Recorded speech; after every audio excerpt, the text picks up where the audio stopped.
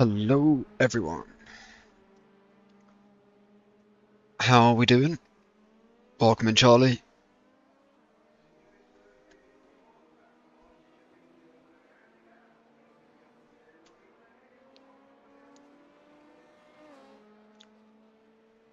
Some of the out-of-box cameras for Monza actually do look sick, I'm not gonna lie. Yeah, it's pretty good.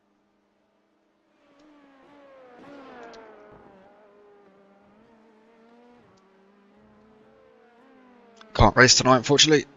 No worries, dude. You're gonna be joining us next week for Imola.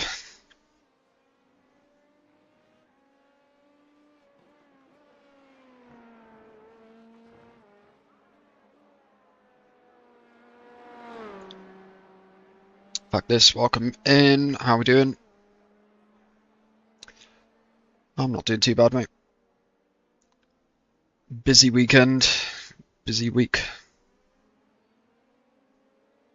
Just in Italy yourself at the moment. Whereabouts in Italy are you?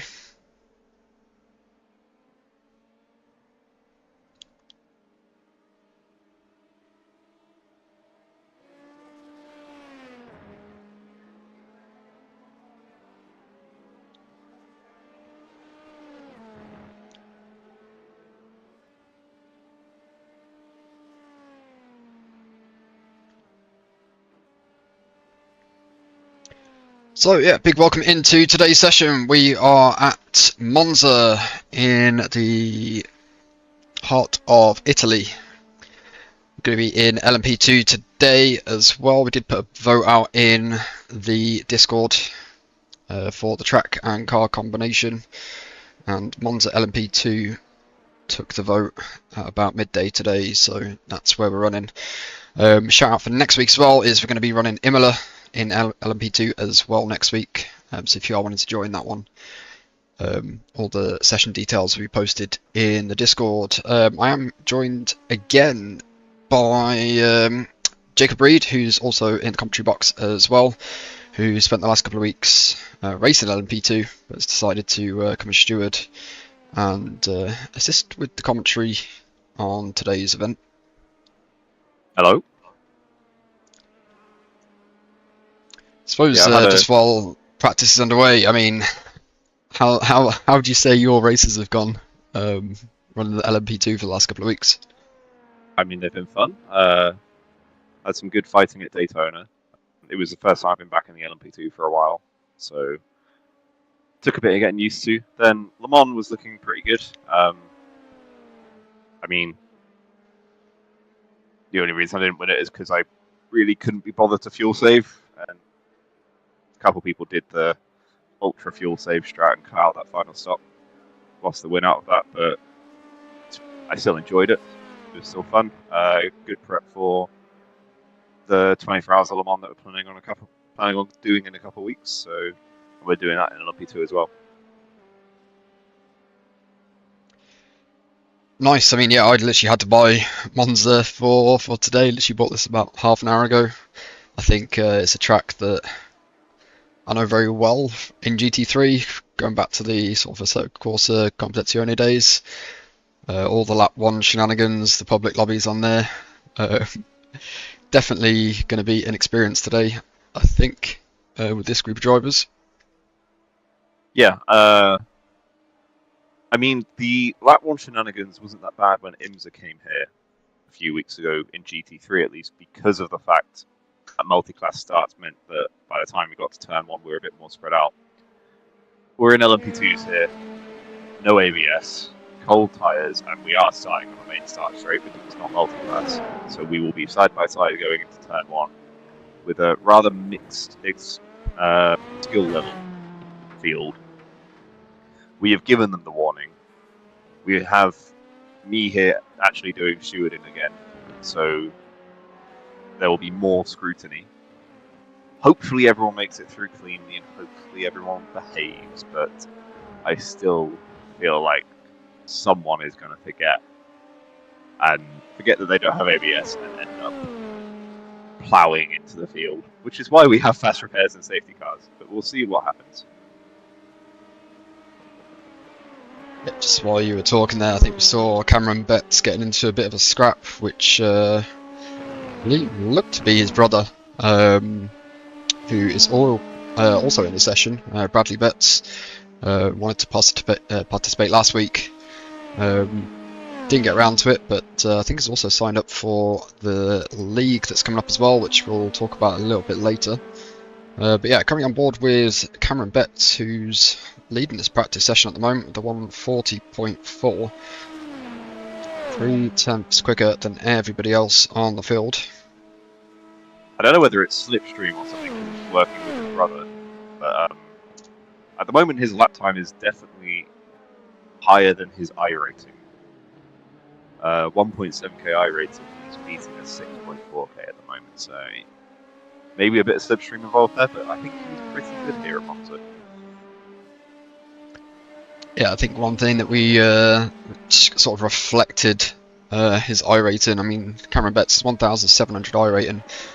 We saw last week he was one of the only drivers to take tyres during his pit stop, and that really set him on the back foot for the rest of his second stint. Lost the rear end a couple of times.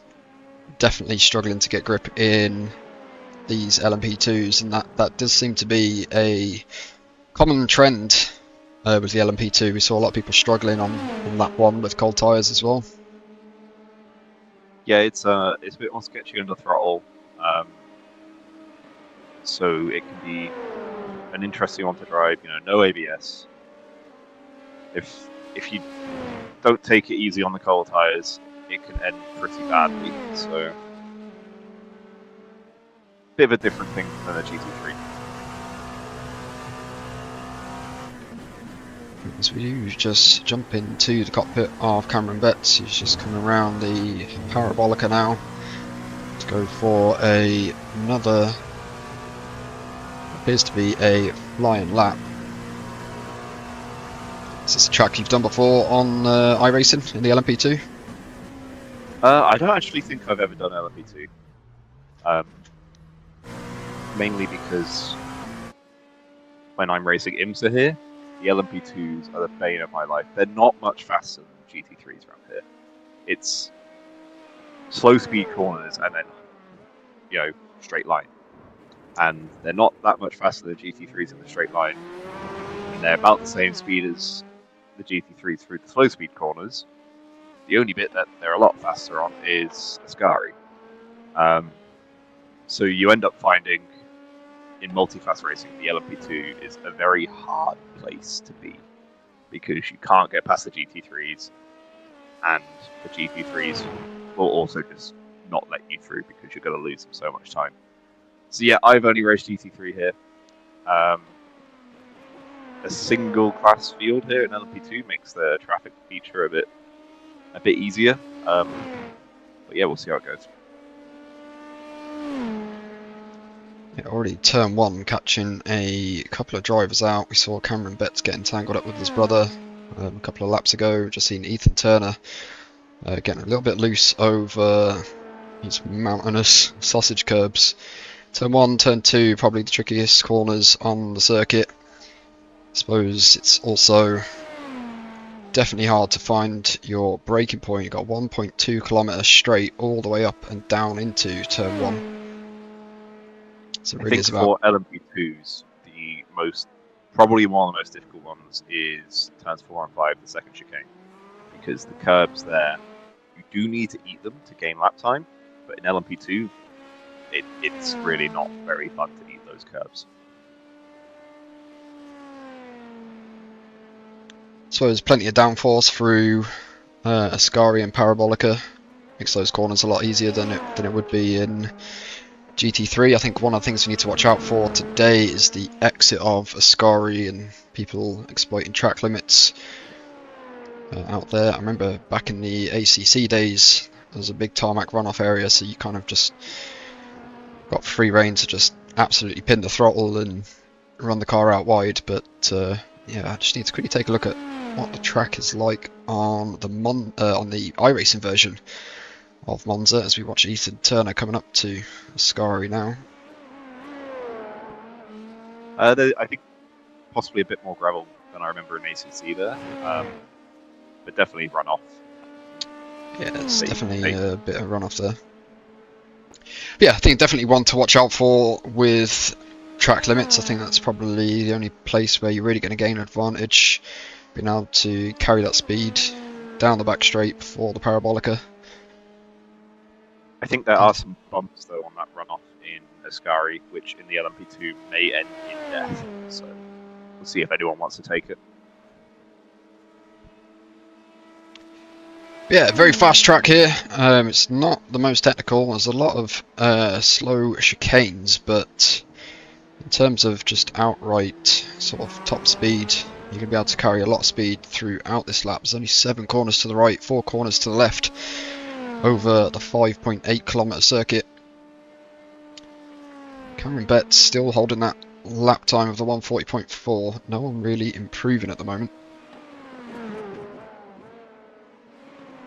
The thing that I think you tend to find with tracks like Monza and Spa is because they're such popular tracks, especially also in other sims, you will have some people that can come here and well outperform their iRating.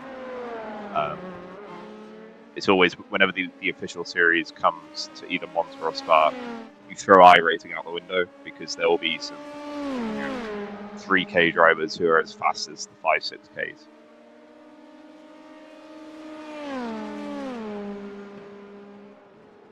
I think just before we went live, I think we heard Ethan Turner saying that he was just into the high 141s, so to see 3 drivers here into the 140s at the moment. There's only 12 cars in the session so far. We have 17 minutes of practice to go.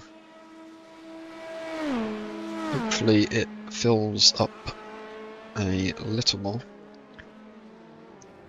As we just see George Ward getting a little bit of a lock up there into turn 1.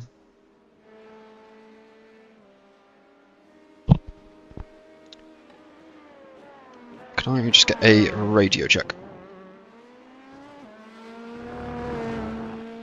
iRacing? Yeah. Did that come through? I didn't hear you. Alright, let me just quickly sort that out.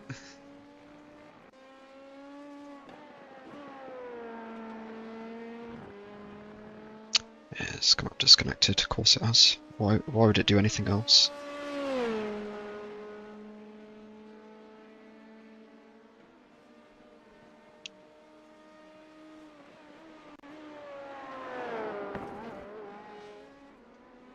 And we'll just make sure that we are also on the race control channel as well. There we go. Can I just get a radio check? Loud and quiet. Thank you very much. Sure.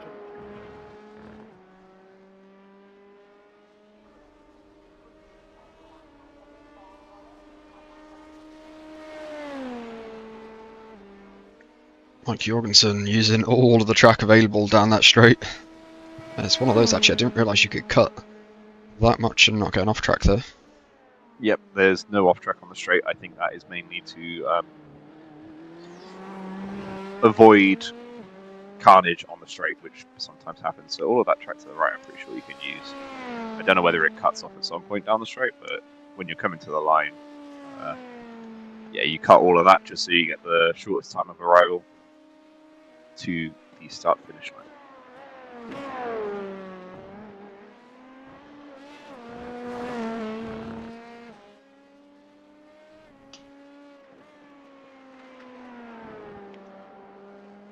So a couple of people now just entering the session. Morton Dale's just shown up, and Isaac Boys, Winston Jones.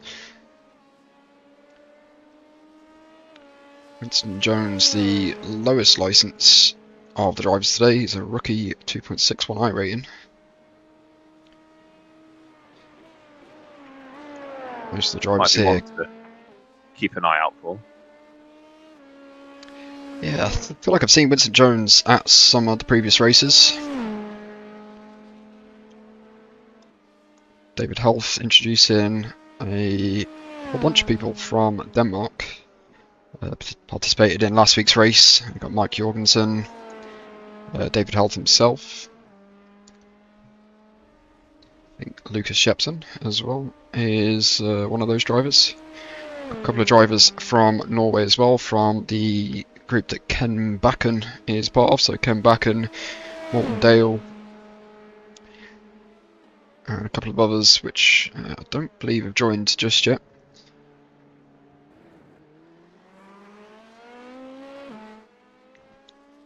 Ethan Turner, definitely a underdog to potentially look out for in today's session as well. Finished incredibly well at Le Mans last week. He's up against some higher I-rated drivers.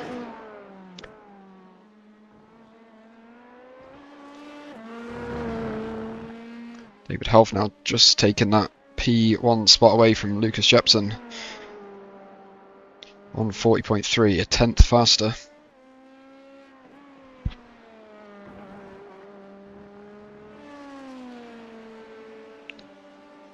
Chris Bassett just picking up a black flag there, likely due to speeding in the pit lane.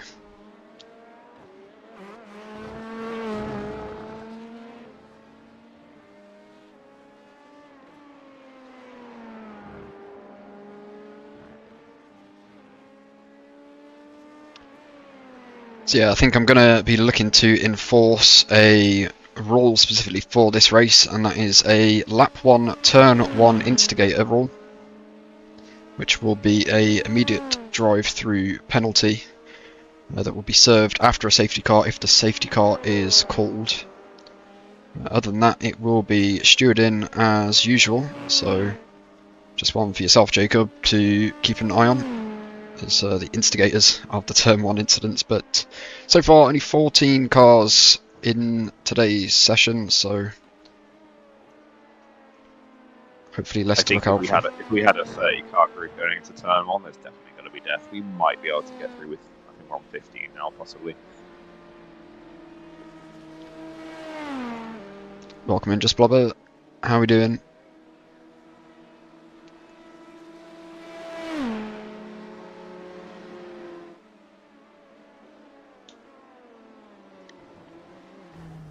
So we will just quickly ride on board with David Health as he just exits turn 2. It seems heavily over the curbs, flat out through the long right-hander of turn 3, keeping it nice and tight to the white line on the right-hand side because that's where the braking point is. GT3, it's braking just at the orange marker on the right, looks to be where David Health's braking in the Lmp2 through turns 4 and 5. Looking nice and tidy as we come up to turn 6, down a gear, turns in, lets the car run out all the way over the exit curb, running down into turn 7, braking at the 50-metre board, turns in, gets the rear end of the car a little loose there, but managed to stay on the power through the exit turn 7. Again now long run down to through what is that little tiny left-hander of turn 8 into 9, 10 and 11 of Ascari. And just avoiding those sausage curbs on the inside of that chicane, pushing the car out wide. Straight and flat now down to the Parabolica. I'm not sure where the braking zone is for Lmp2 here, but it's usually around the 50-metre board. Car turned in nice and early, run the car all the way out to the outside curb. Looking for that sort of straight line now over the start-finish line. David Health unable to go faster. I think that was due to him getting a little bit untidy out of the exit turn 7.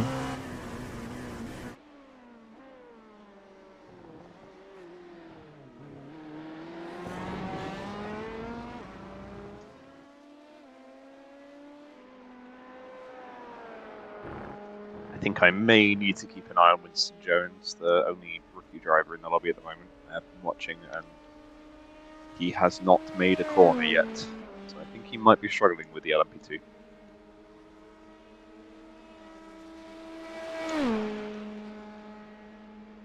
I think we'll definitely give him a chance. Yeah, give him a bit of time. He might figure it out. Oh, he's actually made it through a scout. Do have just under 10 minutes of practice to go. So yeah, today's session is a 45-minute open practice session, followed by 15 minutes of open qualifying, all cars out on track at the same time for the qualifying session, followed by a 1 hour race. So we are running max fuel in the Lmp2, which does get them about 35 to 40 minutes of running time before their first pit stop. Tyres are not mandatory for the pit stop. Let's hope Cameron Betts remembers that one, as that definitely cost him last week.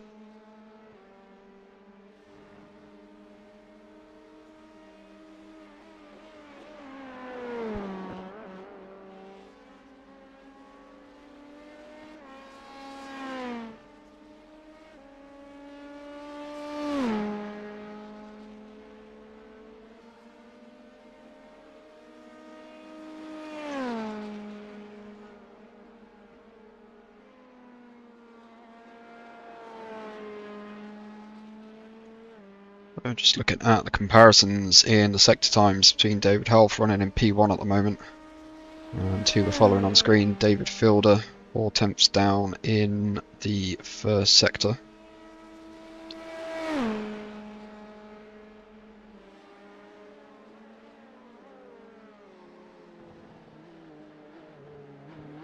I think compared to some other sims, you can cut the apexes in turn 1 and 2, especially turn 1 of the chicane, a fair bit more. That's where a lot of lap time is.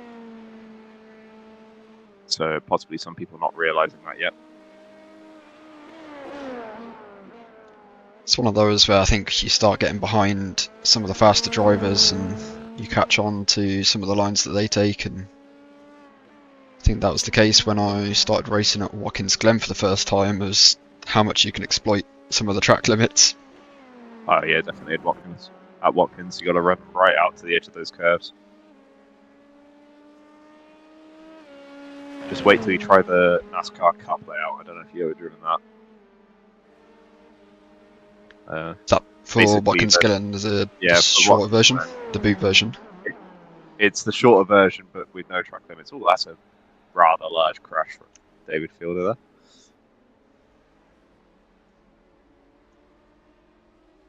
But yeah, so the track limits in the Cup layout of Watkins Glen are the wall. So you come through turn 1. Yeah, I think I remember doing that in the GR86s, and it's scary seeing that wall coming at you. And then there's a couple other corners on the track as well where you just run right over the curb out into no man's land just to carry the speed. It was quite fun, but also annoying. So one of the week 13 races, they had 15-minute GT3 sprints in that layout, which was interesting. And I almost lost my A license from that. Just Blobber, cheers for the follow over on the Purple channel. Much appreciated. Welcome into the stream.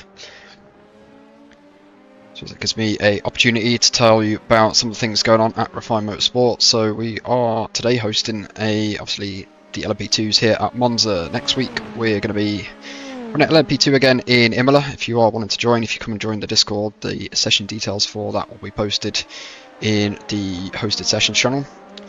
And then the week after that comes the long-awaited British GT League starting at Refine Motorsport, which is the first league that we are running. We are already taking registrations for that. There's only 7 seats left last time I checked. So if you are wanting to come and register for the British GT, if you head on over to refinemotorsport.com and head over to the leagues page, you'll be able to find all the details and the ability to register over there.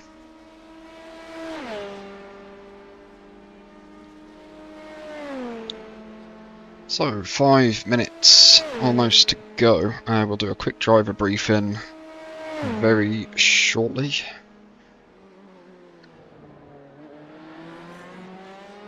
Is there anyone else we want to have a look at? Let's have a look at Winston Jones, who you mentioned was one to watch out for. I think he might be getting it together. Yeah, watching the sort of front end of his car sort of swaying around the way it does tells me that he's running his force feedback too high for this car. You know when you get that sort of heavy twitching feeling? Yeah. Especially in these high downforce front end cars. I Or always he's found just that in the running off the prototypes. I mean, it could be.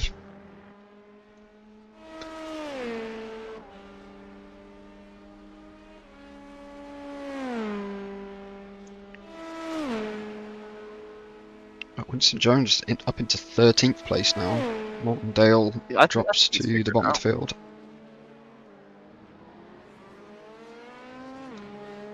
I think we almost just saw a little bit of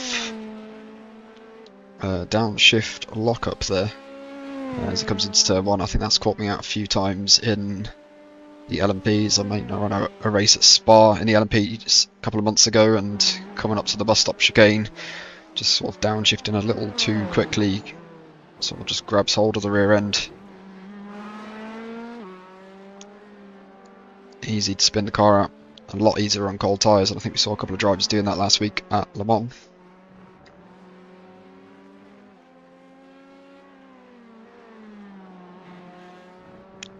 Yeah, you got to be a bit careful on the brakes here. It's nowhere near as difficult as GTP. Well, it depends on the downforce level you're running. The GTPs can be a lot twitchier on the brakes, but if you're used to GT3, yeah, it's a bit of a learning curve. So yeah, only 2 more weeks of Lmp2s, and then we are running GT3s for 6 weeks. So should be, again, just changing things up. But I think the sort of success of the Lmp2s that we've been running, a lot of people who enjoyed running these, I think it's definitely time to start thinking about a league later on in the year for the Lmp2s.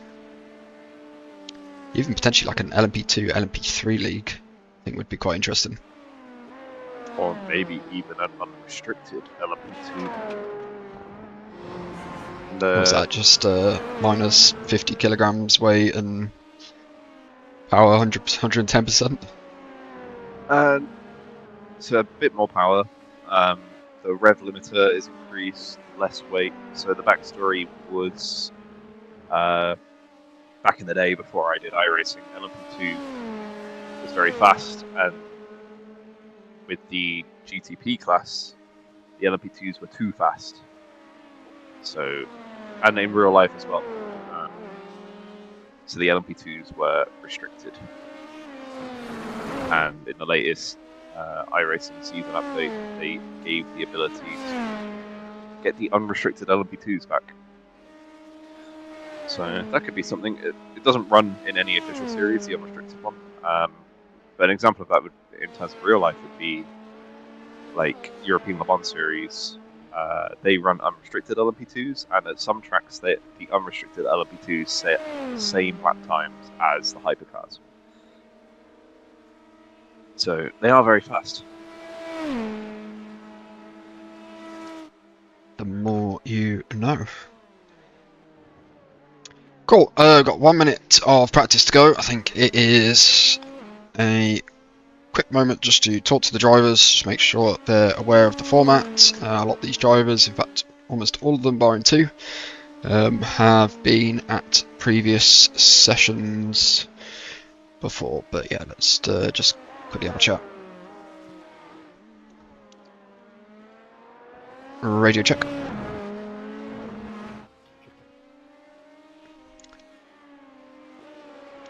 Thank you. So yeah, welcome in guys to Lmp2s at Monza. I know a lot of you have been here for previous sessions before, which is great, so you're probably bored of hearing my voice already. But for the couple of new drivers that are here for the first time, just a few ground rules. So this is a track where we will potentially be calling out a safety car. If we do, just bear in mind you can't pit on the first lap behind the safety car, but you'll be able to pit after the safety car has crossed the line for the second time. There's unlimited fast repairs if you do need to pit for repairs. You can then come and rejoin the back of the field, where you'll be then given a wave through to basically go around the track and join the back of the field. When doing so, just bear in mind that you will be approaching the safety car and the pack at some pace, so just be aware that they are going to be going a lot slower, so I don't want to see anybody crashing into the back of the pack behind a safety car. A specific ground rule for specifically Monza, and that is anybody that is the instigator of a turn 1 lap 1 incident will receive an immediate drive through, whether that be if no safety car is called, or if a safety car is called, that'll be issued to you after the safety car comes back in. Other ground rules is if you are being given the wave around, all drivers behind the safety car stay on the right hand side, and if you are passing, you need to pass on the left hand side. When somebody is given a wave around as well, if you can avoid weaving until they have passed you, just to make that easier on them to make that pass. It's going to be a double file roll in start and double file restarts as well here. So again, just one to bear in mind. I have got Jacob Reed stewarding this race as well, so if there are any incidents, he'll be looking out for them. But equally as well, I mention this every week, if you do need to raise something that's potentially happened on track that you want us to review that we might have missed, then you need to go on the microphone and tell us, because otherwise how are we going to know if we don't see it? I think that is all the ground rules. What we'll say as well, you can come and join the Discord. Discord link is in the description of this session. Also, we have a league starting on the 7th of September, so if you are wanting to come and join the league, head on over to refinemotorsport.com and you can register for an account and sign up there. But yeah, enjoy the race, guys, enjoy qualifying, and if anyone wants to do any post-race interviews after the session's ended, come and join the Discord and pop yourself in the interview waiting room. Enjoy, everyone.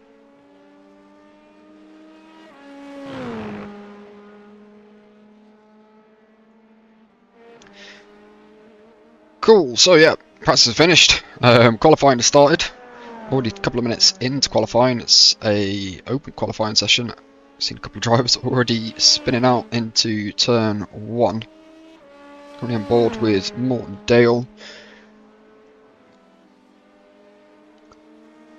No times on the board yet, so this first few minutes is about getting tyre temperature, getting heat into those tyres, getting comfortable with the car in order to go for a push lap. I suspect a couple of drivers here already running on the low fuel qualifying setups.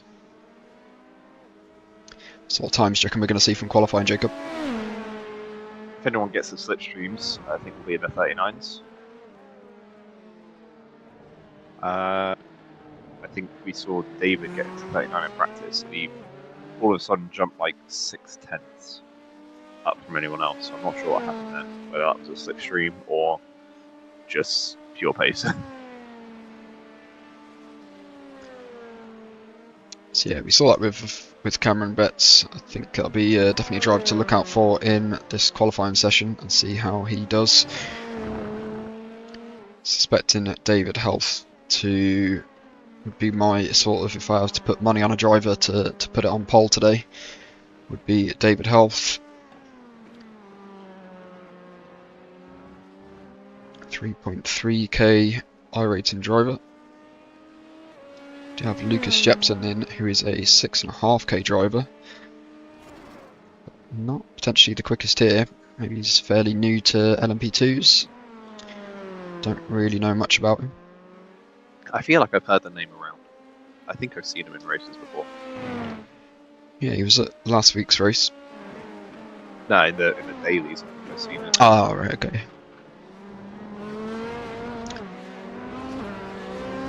So, a couple of drivers now already onto the timing tower. Mike Jorgensen sets his first time with the 142 flat. David Health immediately took first place with the 140.4. Now Lucas Jepson, maybe that's commentator's curse there, but goes with a 139.7 as there's a big pile up coming out of turn 7. I'm not sure who was responsible. I think that might have been Nico Balderrama's car there. That spun on the exit of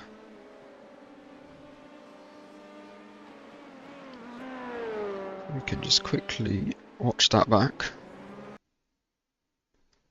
I think that wants to really grab much of what was going on.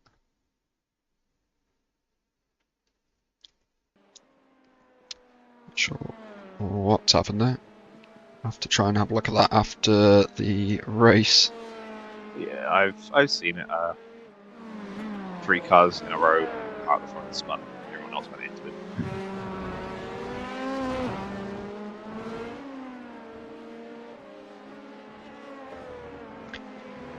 Said this last week, but Ethan Turner's livery on that Lmp2 Monza does look really good in chrome. Yeah, it's a nice livery. I enjoyed watching him try and send it on me all the time at the one. That silver livery. Just a reflection and flash of light from the sun. Shame his braking ability isn't as good as his livery.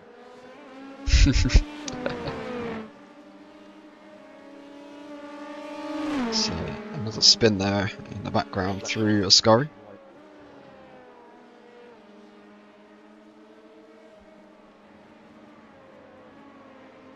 I think a gentleman's agreement definitely needs to be in place here, as Ethan Turner bottling it again through the parabolica, loses the rear end and out into the gravel.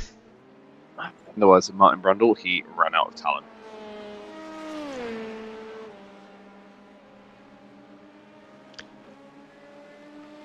I'd say standard day in the office for Ethan, but I feel like I can't be biased whilst commentating on these races.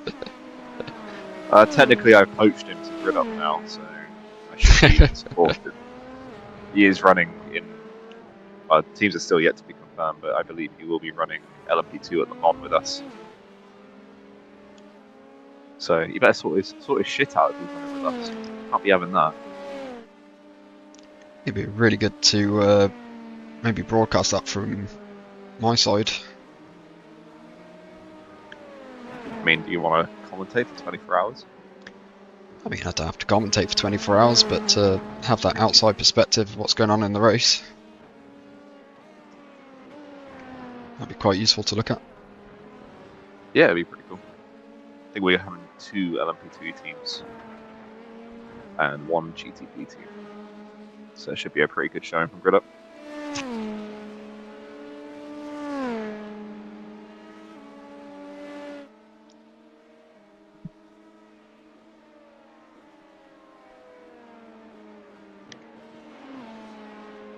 Yeah, not too fussed about these hosted sessions, but yeah, for the league we will be getting drivers into the Discord for a pre-race briefing 15 minutes before the session opens.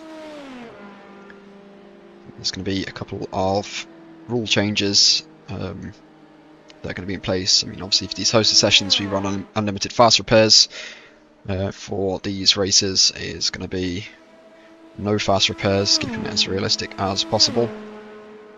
And bets into the pits after saying a P4 lap time of 140.7. So let's see who's out on track at the moment.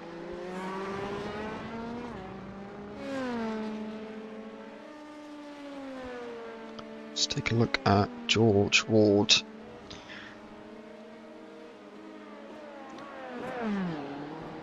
George Ward was incredibly consistent last week.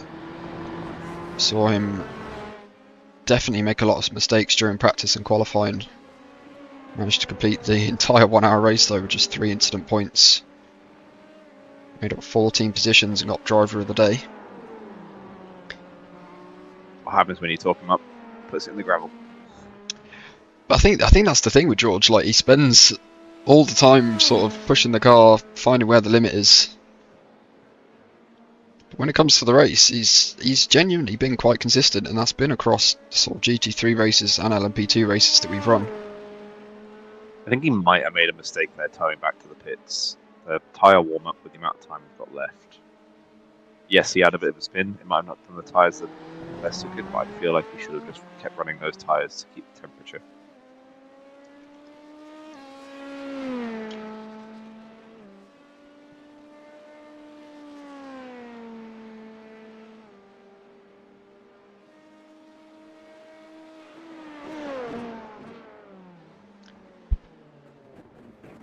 Lucas Jepsen, who appears to be going slightly faster.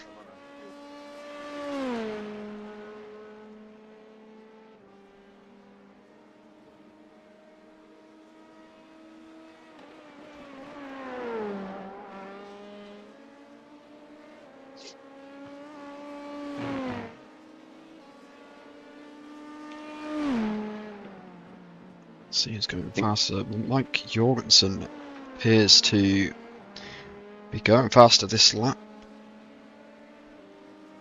Just comparing that to, if I can just bring that up on a screen.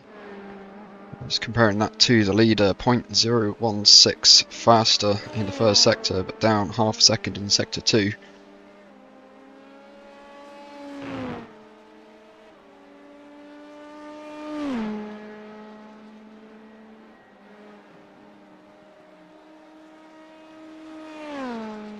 Jorgensen coming up to the Parabolica, on to the start-finish straight.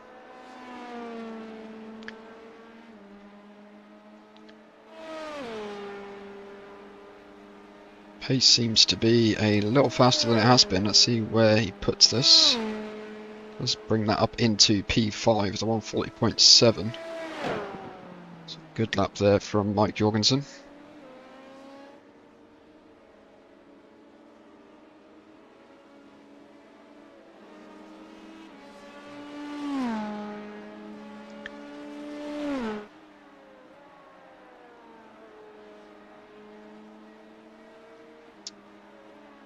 Bradley Betts also looking to be on a flying lap at the moment.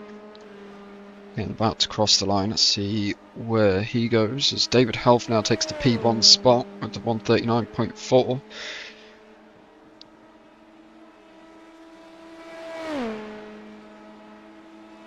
Bradley Betts unable to improve. 140 flat now, so but that does make him slightly faster, puts him just ahead of Ethan Turner by half a tenth.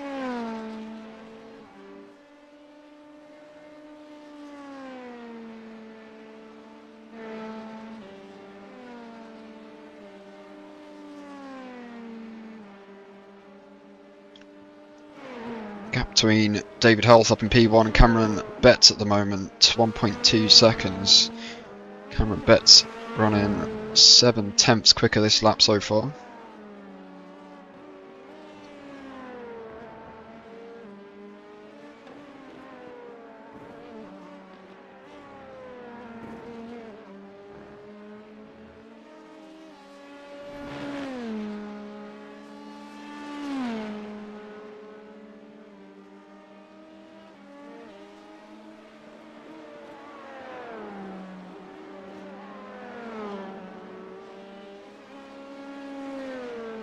One to look out for is Lucas Jepsen. He just came onto a flying lap and got a really nice slipstream all down the main straight. That might be able to give him a bit of an advantage. We'll see whether he can keep up that advantage throughout the lap.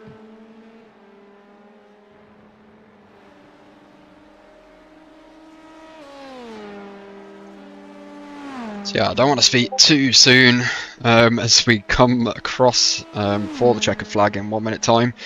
I did this last week, and then I think it was Ethan Turner that came through to take that P1 spot during his last lap, and I already had the grid up on the screen, so I think we will just wait a few moments to allow everyone to finish their lap as Lucas Jepsen now takes that P2 spot away from Ethan Turner.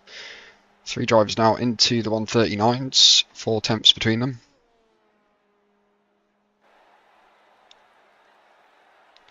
So Derek Ambrosio is again a new driver here.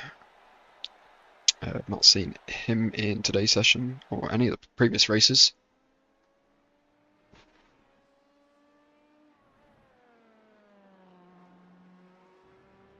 Just trying to find drivers who are still on track. There we go. So Derek Ambrosio.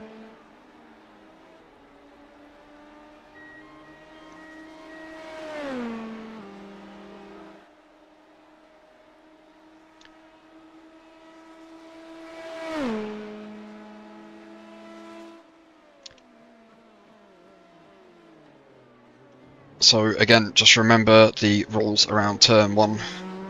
Any instigators of a turn 1 lap 1 incident will be given an immediate drive-through.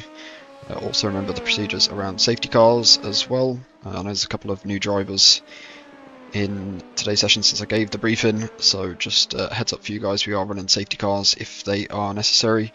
There's unlimited fast repairs, you'll be given wave throughs should you need them.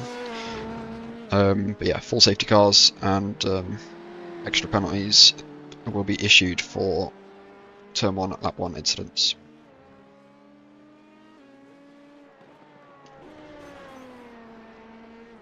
As Derek Ambrosio deliberately drives into the wall there. Lucas is on a lap. He crossed the line with about 1 second. Let's see whether he is able to improve.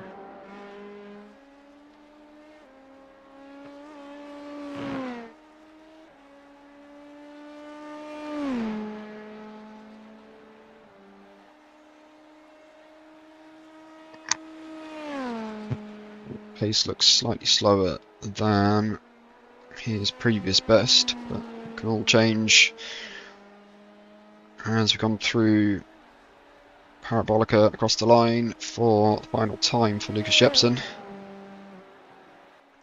Unable to go, it does go faster by marginal 2 thousandths of a second.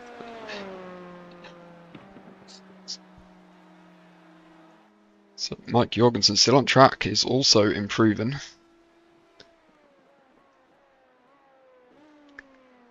Unable to make anything of it though, stays in 6th place, but that is all the drivers now across the line.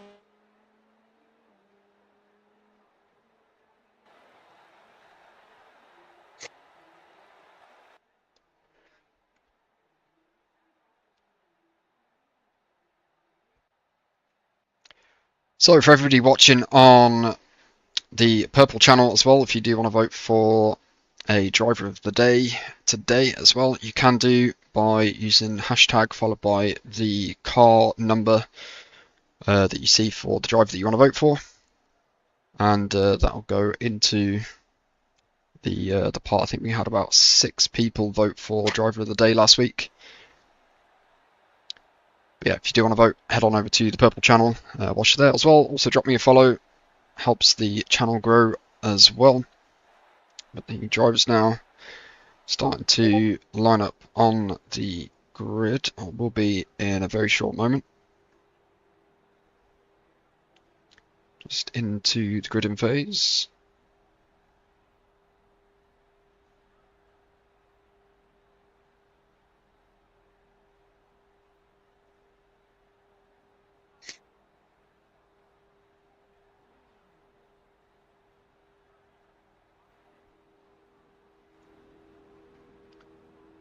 Still waiting on a couple of drivers, probably just looking to make their setups and their changes for this 1 hour race here in Monza in the Dallara P217s. It's the Lmp2s today, so let's just quickly take a look at the starting grid. So starting on the front row, we have Lucas Jepsen with a 139.457. Alongside him, David Helf 3 thousandths of a second behind. But again, both drivers comfortably onto the first row. Second row, we have Ethan Turner with a 139.7. Next to him, Bradley Betts with a 140 flat. Third row, we have Cameron Betts starting in P5 with a 140.6, and Mike Jorgensen next to him with a 140.7, starting on P6. We have Isaac Boys starting in P7, the 140.7, and Nico Balderrama with a 141 flat. Again, Nico Balderrama, understated driver, usually does incredibly well here in LMP2s. David Fielder in P9 with 141 flat, and Derek Ambrosio alongside him P10 142.3. Cam Backen starting in P11 142.5, and Chris Bassett alongside him in P12 the 142.6. Mortendale 142.7 starting in P13, alongside him is Federico Castellari in P14. Then we have Stanislas Brunet in P15, George Ward P16, and Winston Jones in P17. Federico Castellari and Winston Jones likely starting from the pit lane, if anything. I believe they've disconnected. They couldn't hack it.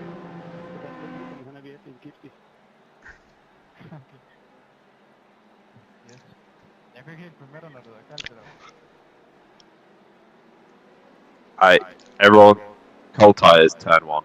No bowling, please. We will be strict. I will give you as many penalties as I can if you cause a crash.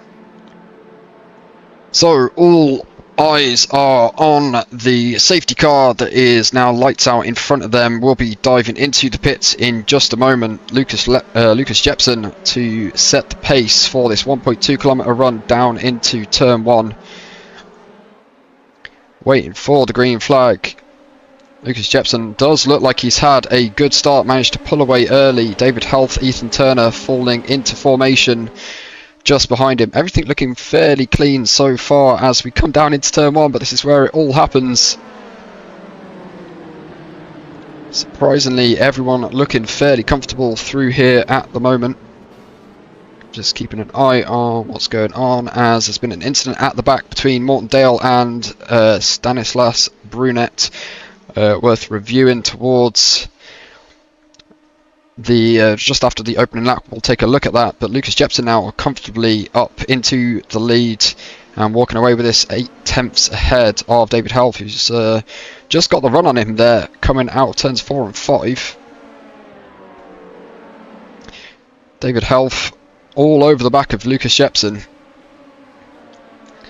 Lucas Jepson having a really bad exit coming out turns 4 and 5, clatters the curbs, gets the car all loose. That does give David Health the run. But Ethan Turner now bumper to bumper behind David Health, looking to take that P2 spot.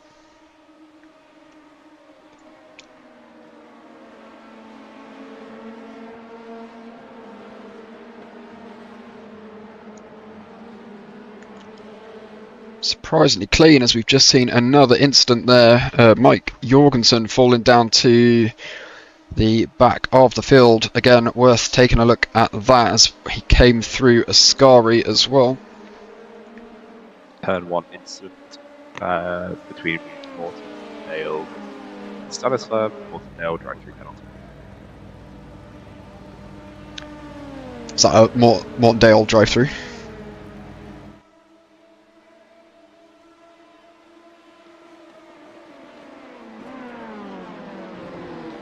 Just remember as well, we can do time penalties and all that sort of thing as well. So that's Stanislas Brunet and Mortendale both receiving penalties.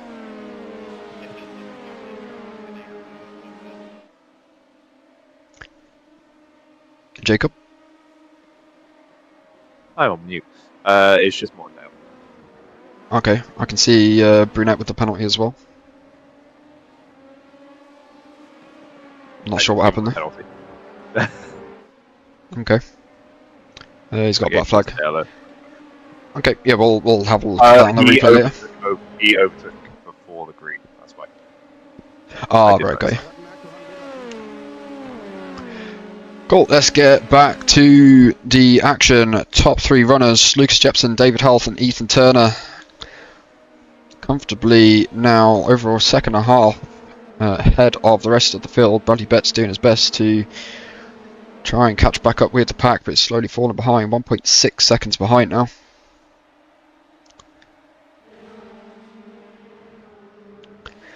And the slipstream here coming into effect, as probably, again, it's one of those tracks where there's so many straights here that finding your good exits, finding the slipstream is really going to help you stick with the pack and potentially make those moves into the heavy braking zones, as Lucas Jepson now sets the fastest lap of the race so far, the 140.3.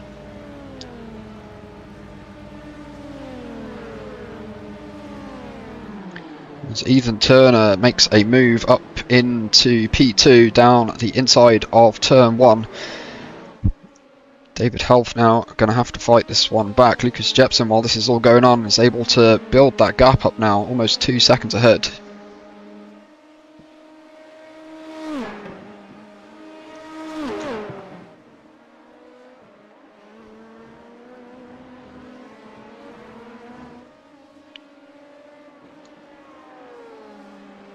So a couple of drivers just touching the gravel there, kicking up some dirt behind them. Turner going to have to focus on getting a good exit here, but does dip a wheel into the gravel. That's going to allow David Health to potentially close the gap as we take the run down into Ascari.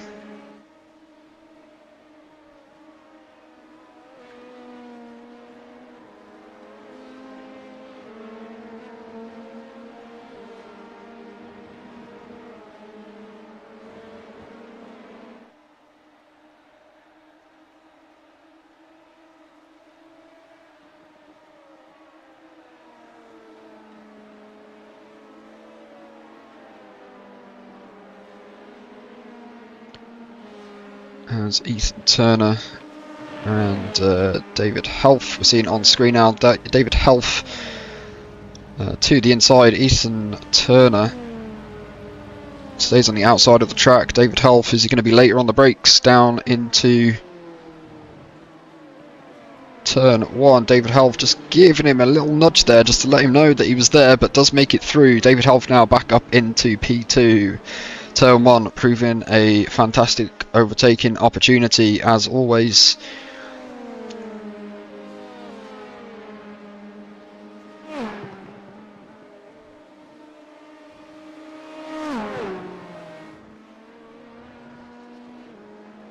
So just 5 minutes into this long 1 hour race.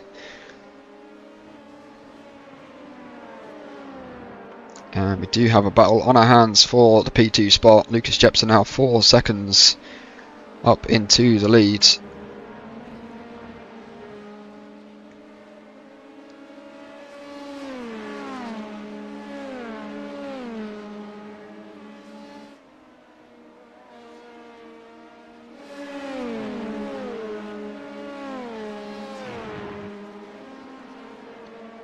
It's Isaac Boys is running the midfield at the moment in P7, doing his best to keep Derek Ambrosio and David Fielder behind.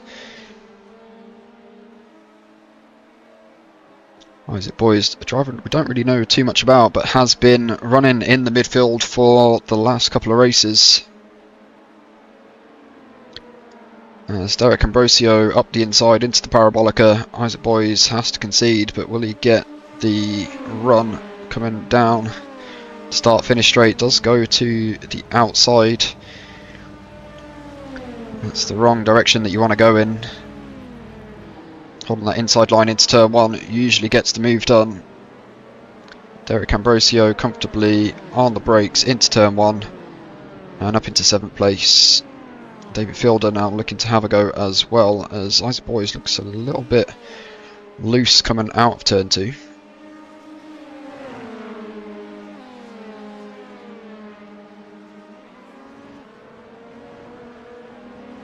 Slipstream is fairly strong here, so I have a feeling Derek may struggle to break away. We'll have to see. However, if they fight behind, that will give him an opportunity as it goes side by side through the first Lesmo. Both giving each other room. As a boy is definitely not prepared to give that one up just yet. David Fielder's going to have another go.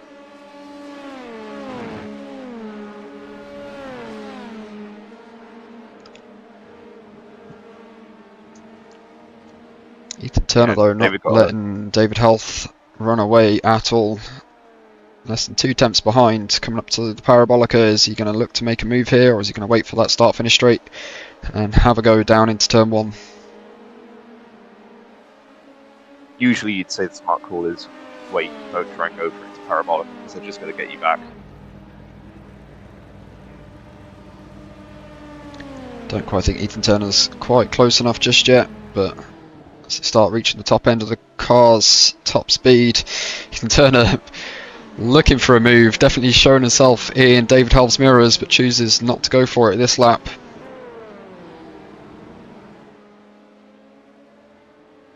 This will possibly allow Bradley to come back into it if they start fighting. Lucas has just run away with it though. Already a 7-second lead for Lucas, so he's sitting pretty at the moment. It's one of those definitely expected as a sort of 6.5k driver, almost double the I rating of the other drivers in this race, but we have seen tyre changes and strategy catch drivers out, so could all be to play for in the second stint of the race.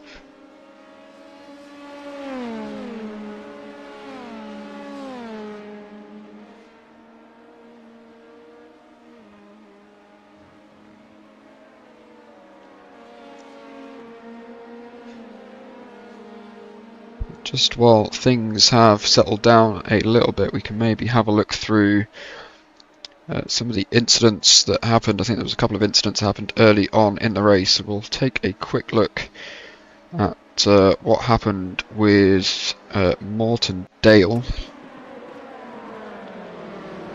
So this is Morton Dale to the inside and just tags the rear there of Stannis Brunet. Unfortunately causing a bit of a problem there. Mike Jorgensen as well, let's see what happened to him. Just cold tyres, gets a little bit loose coming out of the back end of Ascari, and driver's having to dart out of the way as he's just sitting in the middle of the track. Not really any opportunity to do much else at this point apart from let the drivers go by.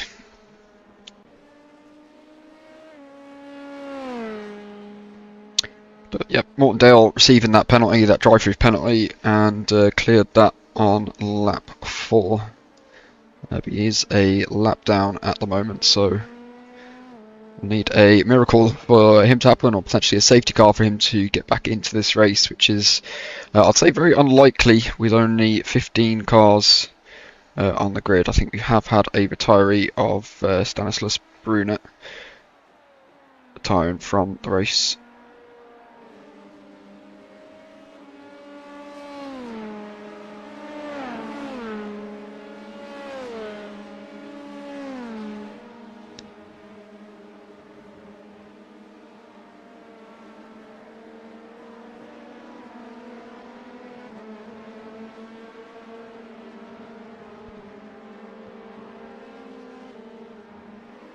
Looks like Derek and Isaac still fighting pretty hard.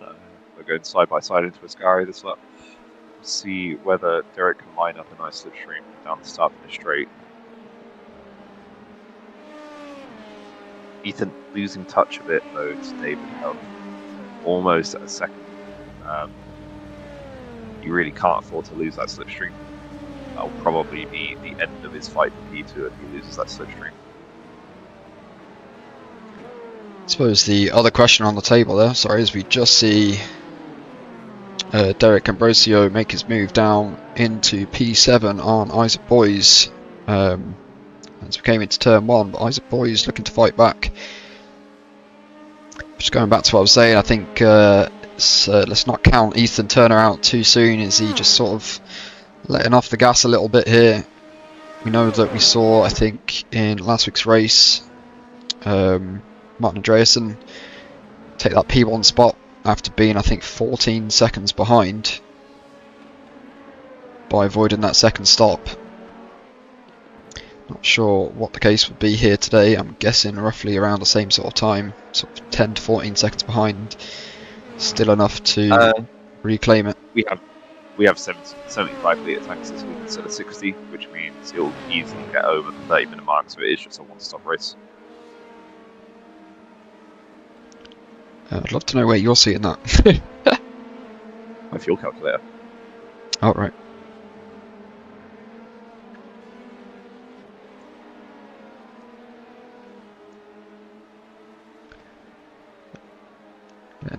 Nice battle going on in the midfield at the moment. Isaac Boys Does lose out to Derek Ambrosio, but he's going to have to defend here against David Fielder, who is closing ever so slightly this lap by a couple of attempts. Things definitely get mixed up as we go into the second stint. Surprisingly, everyone comfortable through lap 1 of this race. Not needing to call a safety car. It was definitely less bowling than I thought it was going to be.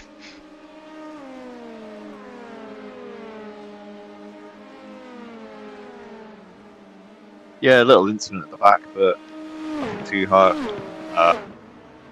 It was, to be honest, a fairly minor incident at the back, but you know, we said at the start we were going to be strict with turn 1 incidents, so we were strict with it.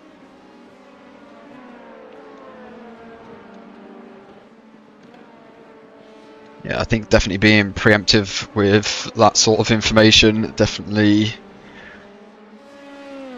allows the drivers to question their choices ahead of time.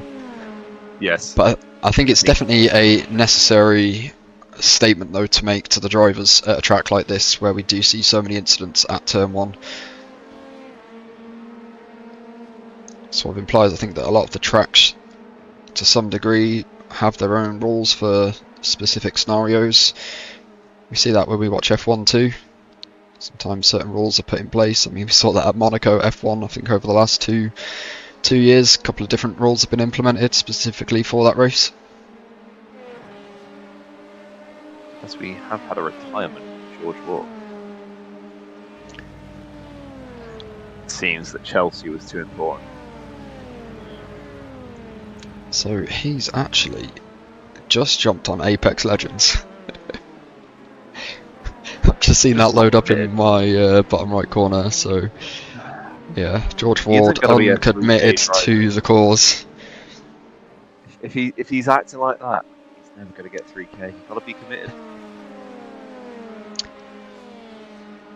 I mean, I think an easier way to put it is, imagine somebody prioritising someone kicking a bag of air around a football pitch over racing here on iRacing in the Lmp2s at Monza.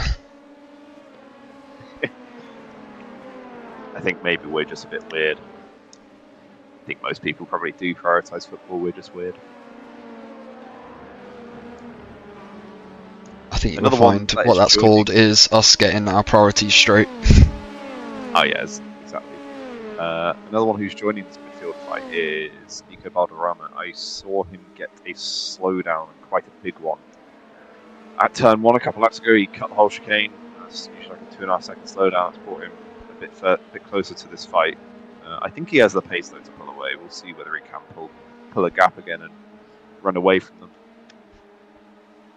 It's George Ward in the red channel saying, "Yep, you're correct. Chelsea is too important, man."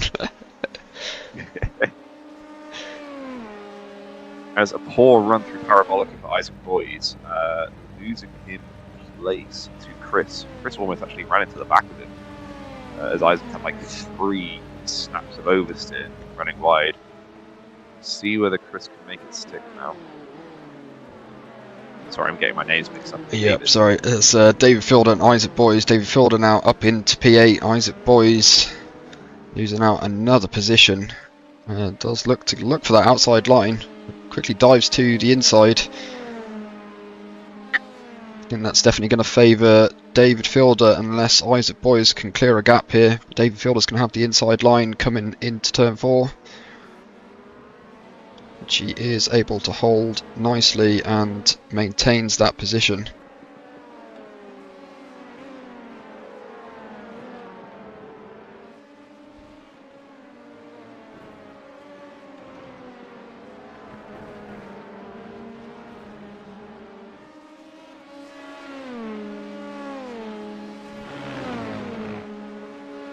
Rick just at about 1 second to Nico. If you can start closing that gap down a bit, the slipstream will start helping.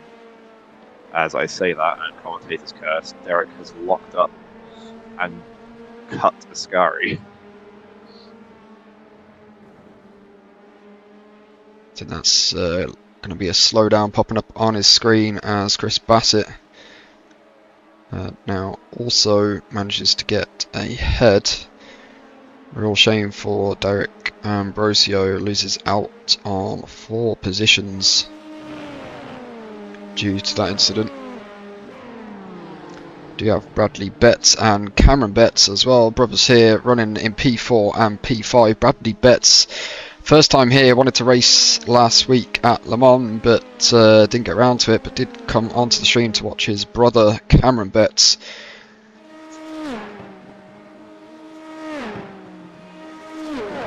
Now both drivers in a little battle of their own here for that P4 spot. Bradley Betts holding the lead of this little battle.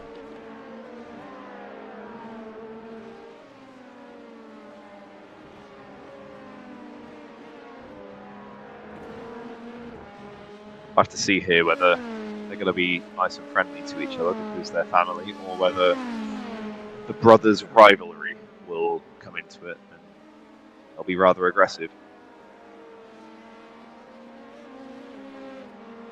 I think when it comes to racing, I think it doesn't matter who you're racing against. Every driver wants to win the race.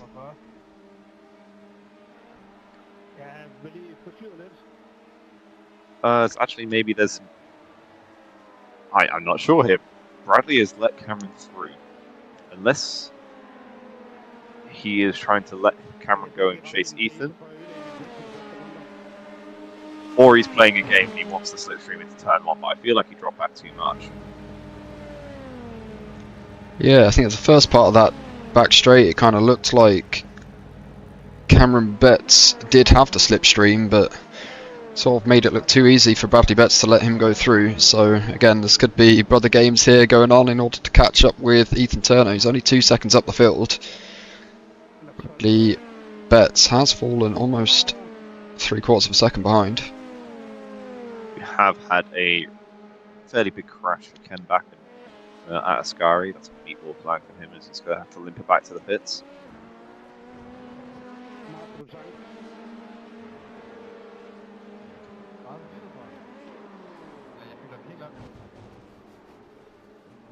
So yeah, that looks like a potential broken axle.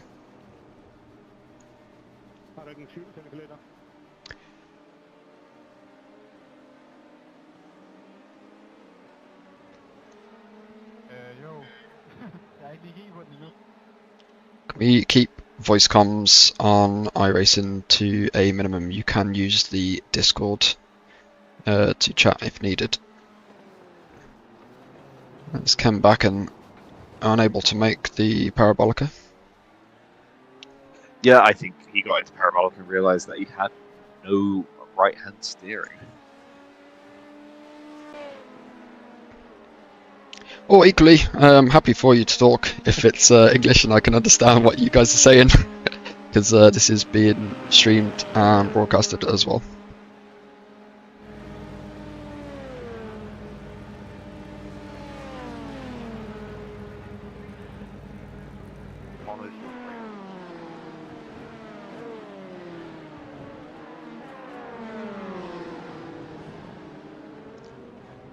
It's not racism.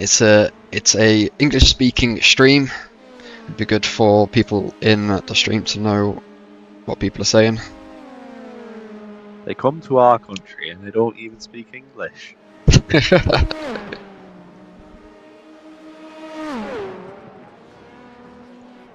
Cameron Betts and Bradley Betts closed up again now. Bradley Betts half a second behind. Ethan Turner is not pulling away as quickly as he wanted to, I don't believe, but yeah, I think the field is fairly set. We've got 36 or 37 minutes to go.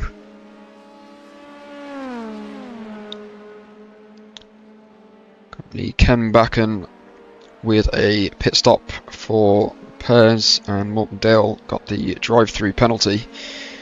No other drivers yet to make a pit stop. As Cameron Betts runs wide in Ascari. I'm not sure if you get a slowdown there or if that is just an off track. Slowdown, but he definitely lost a lot of time by doing it. Yeah, because it's one of the sausage curves. It's unsettled the car, so he's just trying to pick it up.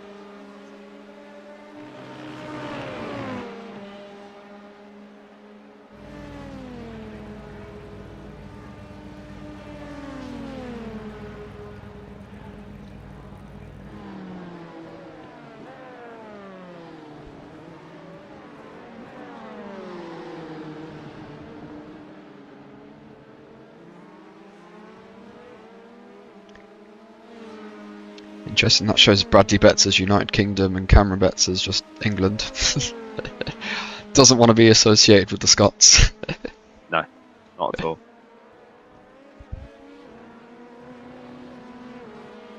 I've got some lap traffic in Mortondale that the leaders are now having to work through. Morton's not massively slow though, so it might be a bit more difficult.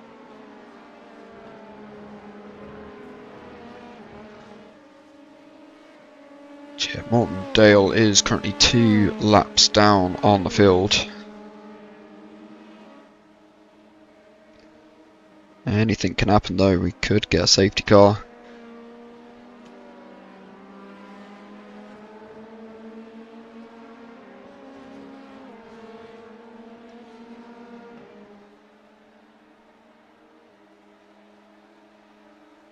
Yeah, unfortunate for Ken Backen as well. Had to make that early pit stop for repairs. However,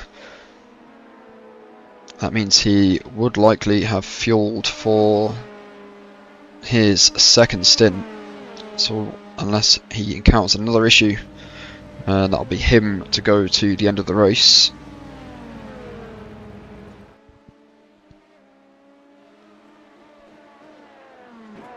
As Ethan Turner just makes his way past Mortondale as well. Mortondale allowing that to happen. Ethan Turner doesn't lose too much time.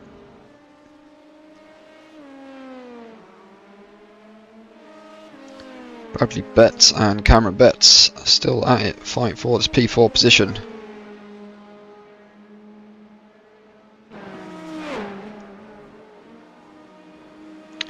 Still unsure here, watching this from the outside, whether they are working together or they're generally trying to race each other. Yeah, I'm not sure. Apologies, I'm just going to review an incident between Derek Ambrosio and Chris Bassett. Nice bit of contact that they had on the straight. Let's go and see whether I need to do anything about that. I don't think so, really. Assuming that was in the last minute or so. Yep.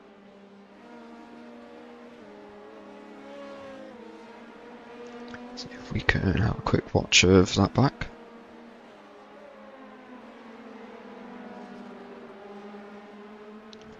So this is Chris Bassett. We're looking at the back of this pack here. All three almost pushing each other down at the start, finish straight.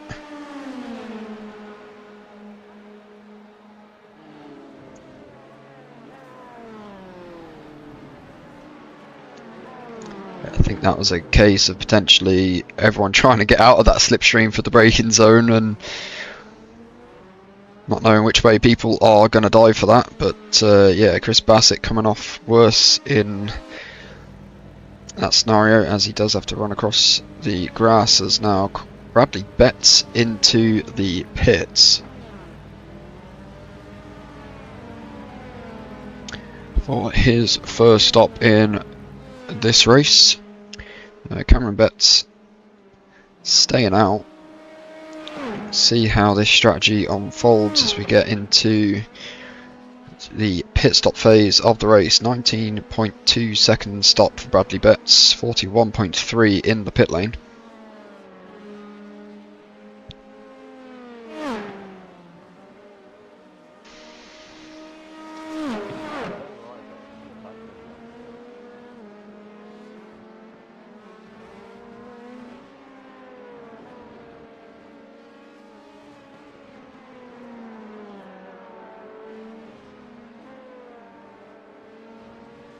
So yeah, total 41.3 seconds in the pit lane for Bradley Betts.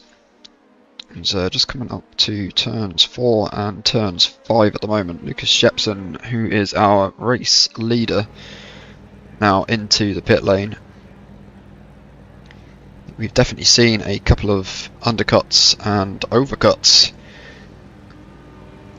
due to the pit stop times and when people choose to pit. We will see where the drivers come out. Ethan Turner. It's definitely interesting. I wonder whether some people haven't realised that this is not the IMSA daily race fuel tank, it's just the full endurance fuel tank, whether they put 60 litres in instead of 75, because I'm pretty sure you should be able to make over 30 minutes. Or they're just going to pit early, but realistically you want to be starting with as much fuel in the tank as possible, so you have to fill up as little as possible in the pits. So, some possible strategy blunders. So just a heads up for yourself, Jacob, I don't think your fuel calculator is working when you're spectating as a spectator. They're on 75 litres though. Because I think the session shows 60. I was talking with them on the chat. It's 75 Okay. litres.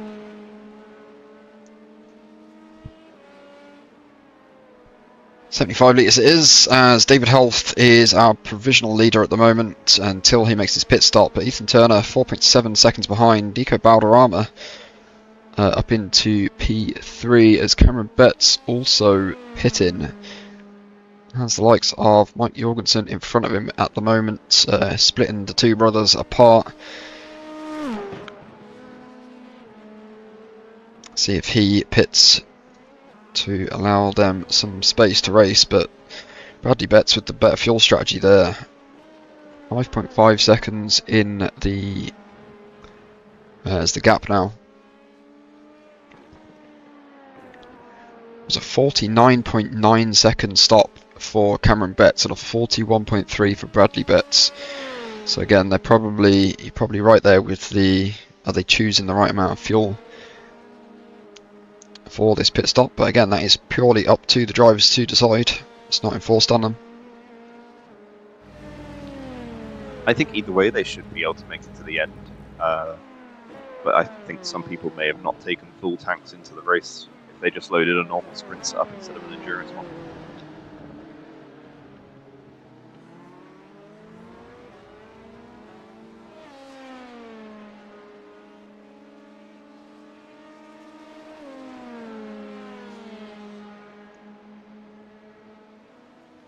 So Nico Balderrama, Chris Bass into the pits. Nico Balderrama again with the longer side of the pit stops. Over 50 seconds now, potentially taking tyres. 37.5 second stop there for Nico Balderrama. Chris Bassett with a 33 second stop. Ken Backen once again with a like-for-like replay of his previous meatball has jumped the curve at Ascari and put it into the wall in the exact same spot.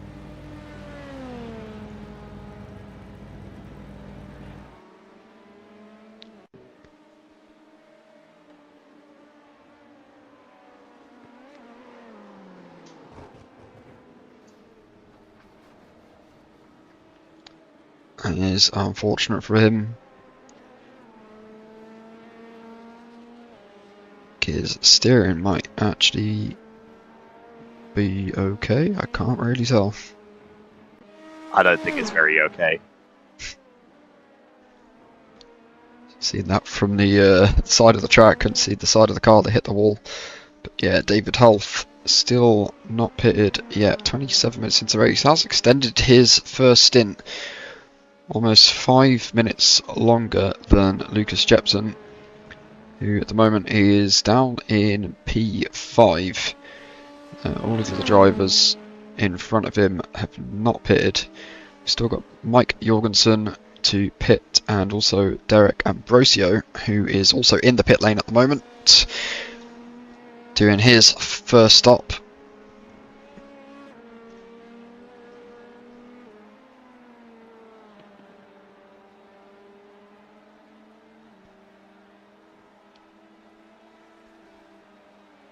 Derek Ambrosio also with the longer side of the pit stops here.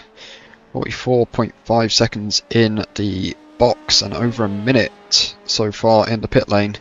Minute and 5 seconds. Also gets a penalty there for speeding on the pit exit. So we'll have to serve that drive through, and that would have taken Derek Ambrosio out of the race, but that also will mean that Morton Dale potentially will be able to make up a position here, but we'll see how that goes once the penalty's been served. Ken Backen serving that repair, or that tow, back to the pit lane at the moment. And Isaac Boys now into the pit lane.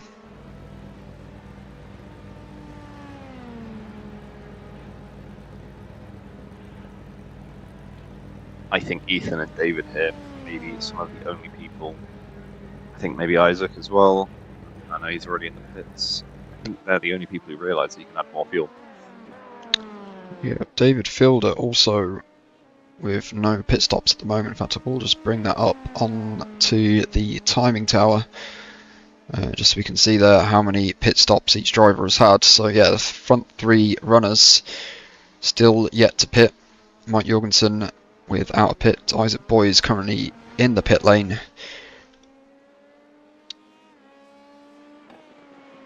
I mean, they can't complain because I told them all in the chat before the race it was 75 litres. So if they didn't put enough fuel in, that's on them.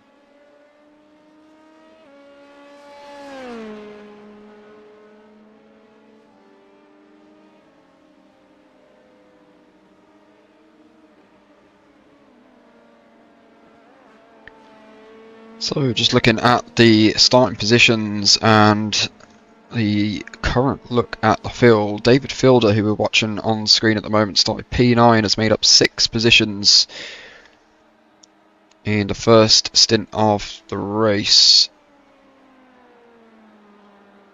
On 6 incident points at the moment.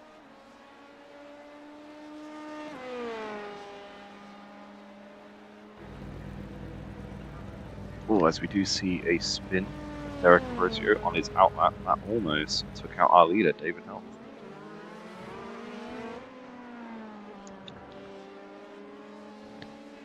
Tim Turner just making his way through there, making sure that he doesn't get caught up in any of the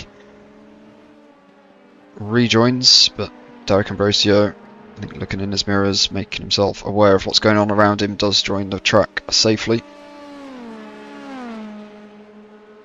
Still currently on that black flag, so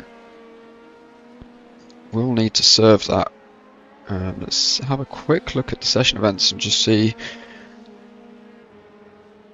where he picked that up. So he picked that up on lap 20. We're now on lap 22. We will see if he serves his pit stop this lap, or I will give him a warning to serve it next lap.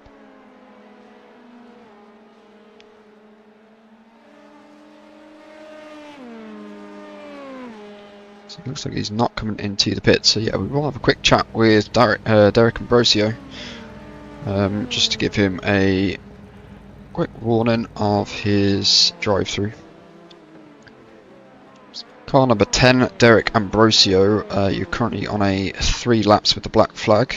You will need to serve that penalty for speeding in the pit lane, if you can serve it this lap.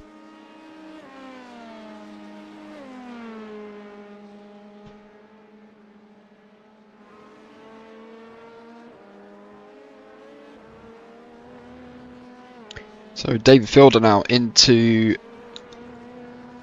the pit. Has managed to extend. So that is speeding in the pit lane, pit entry.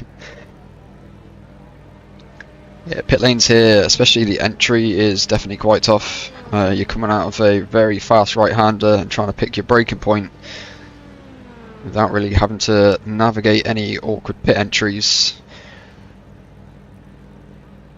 Definitely makes finding your brake point a little harder. What do we always say? Practice your pit entry. It is true. It's one of those things that you just don't see people do in practice. And I'll be honest, I seen you do it when when you was at the Indy 500. Didn't really practice the pit entry, and you was like, hey, how do I take this pit entry? And you were sort of learning it on the fly, and I think it caught you out a couple of times. But those cars are very awkward to get slowed down. Yeah, they lock up really easily. They're not meant to stop.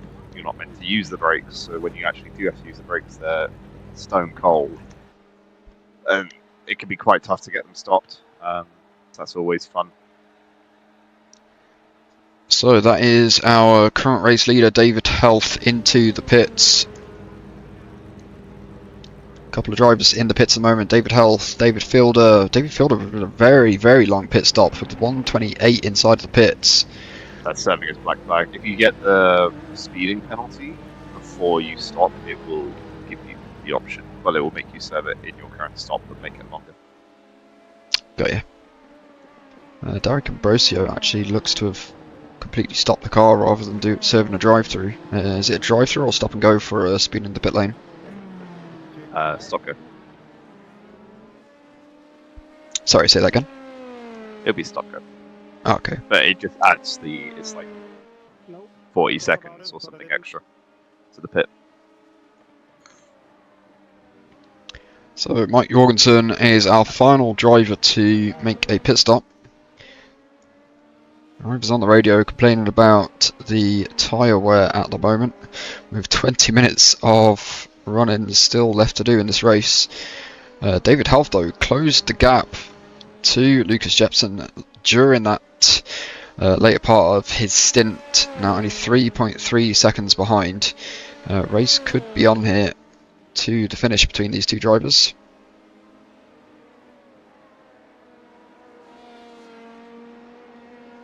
So I think that may be the difference of taking the 75 litres over the 60 litres at the start, because Lucas had a really nice gap before the pit stop, and now he doesn't.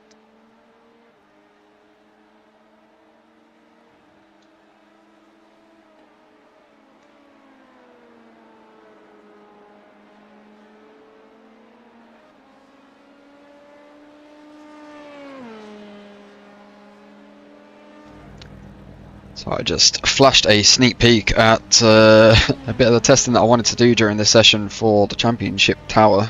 We won't be running championships points for these open sessions, but I just wanted to see and check that that was working, which it looks like it's doing so. So Lucas Jepson in the lead would technically, if this was part of the league, be getting the entire 40 points today, plus the 1 extra point for the fastest lap.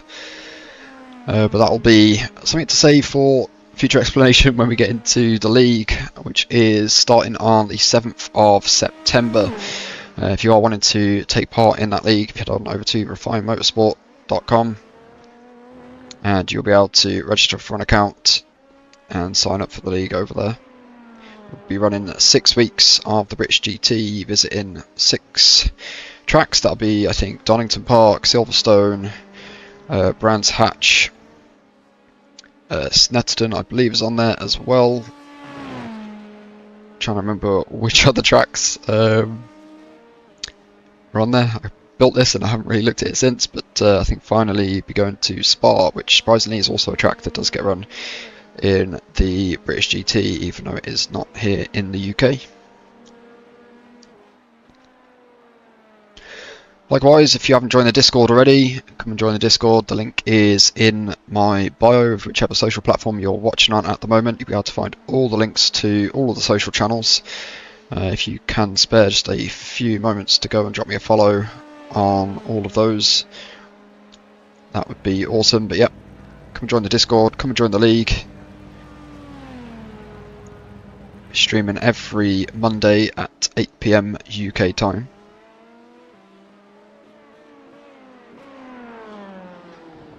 Whilst you've just been talking, Ethan Turner is out of the race. I'm not entirely sure what happened. He pulled into the pits and decided he didn't want to do any more driving and has disconnected. Okay, so we're seeing a Ethan Turner, the black flag. I'm not sure why he got black flagged. To see if we can just I quickly think watch it that looked back. like he sped on pit entry and then decided that was it and disconnected. Just watching his pit entry in here. Definitely late on the brakes. See him locking up well beyond the yellow cones. Definitely going to be angry with himself. Straight up disconnects from that one. One other thing to quickly take a look at was David Fielder, who potentially had a crash as well. Just gets a little loose. Small tap with the wall. Doesn't look like anything too serious. Is still out on track though, running down in P10.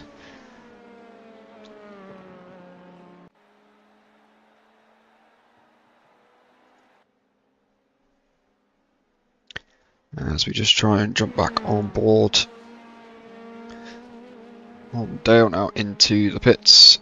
This is Mortondale's second time in the pit lane. First time was down to a incident in lap 1, which got him a drive-through penalty. Obviously unable to perform any sort of pit stop, and probably too early into the race to make anything meaningful from it.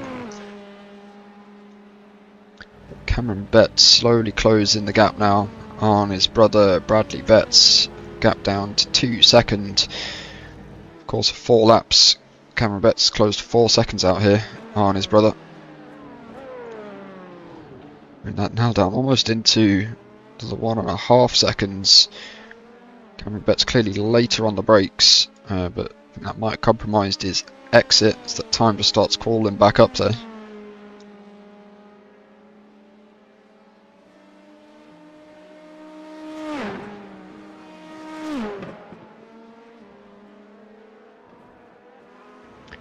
So yeah, a couple of drivers out of the race. Stanislas Brunet out of the race 6 laps ago. George Ward retires from the race as well.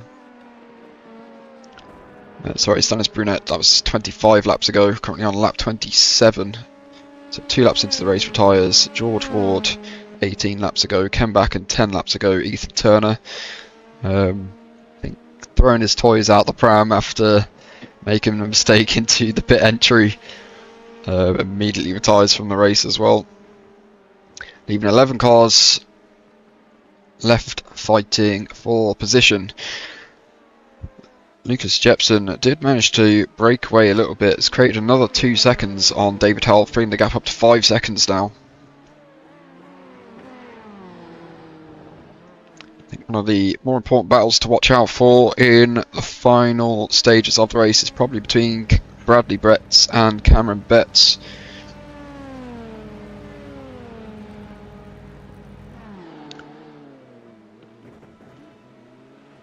Bradley Betts is slowly gaining time. He's got 13 minutes to make something happen. Definitely later on the brakes, Cameron Betts than his brother. I believe both of them setting pretty similar lap times there, very similar pace, so we'll see whether near the end of the race they decide to fight it out for that last spot on the podium. Yeah, just looking at the drive statistics for both these drivers. Bradley Betts 1,837 I rating, Cameron Betts 1,713, both C-class drivers. Cameron Betts with the higher safety rating, 3.56 on his brother who's on 2.79. Cameron Betts definitely pushing the car harder, more off tracks during today's session. He's had 3 more off tracks. The gap now less than half a second. Cameron Betts really pushing this car. Is it going to hurt his tyres in the last 12 minutes of this race? He has coming up to, I think that's David Fielder, we just saw at the entry of Parabolica, so they will be coming up to some traffic, which they will likely hit before the checkered flag. Cameron's got a really good run here. He's got to have a strong slipstream. How hard is Bradley going to defend this? He lets Cameron have the to the inside.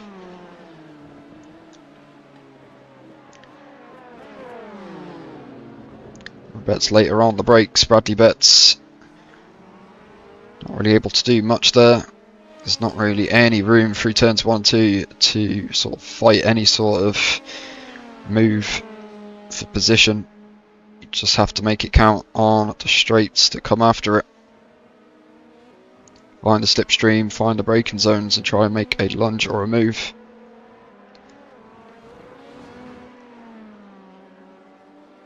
Yeah, as soon as Cameron's got through, he's already pulled a second gap now.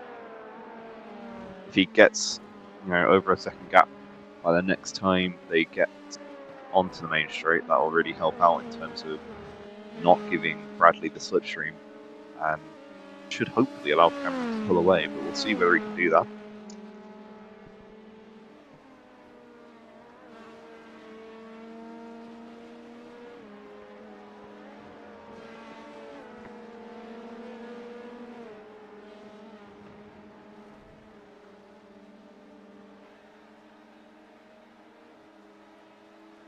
Cameron's certainly pushing the car a bit harder, I think. Through Ascari, he's really cutting it close to touching those sausage curbs.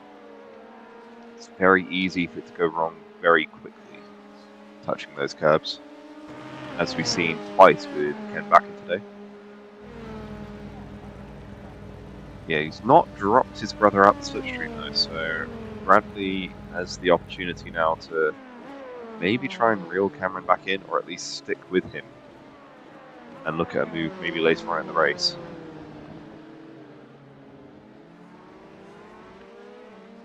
Do we think that's potentially down to sort of strategic choice here? Cameron Betts potentially looking after his tyres a little bit more, able to use them a bit more into the last stages of the race?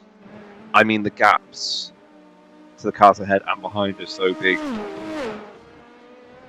Throw your strategic choices out the window, just send it. It is time for one of you to prove which is the faster brother. Yeah, Bradley Betts first time here today. Cameron Betts was here for the first time last week. Both drivers saying in the Discord how much they're looking forward to this race. So yeah, really good action to see. Both of them giving it their all during this race. Cameron Betts so far with his performance definitely making up for the bad strategic call last week, taking tyres during his first pit stop, causing a whole host of problems during his outlap with tyre temperature around Le Mans. We know Le Mans was definitely a track that is hard to get tyre temperature in because of how long the straights are. Almost goes the same here at Monza. There's only I believe that's 11 corners here at Monza. Majority of the 5.8 kilometre circuit is just straights.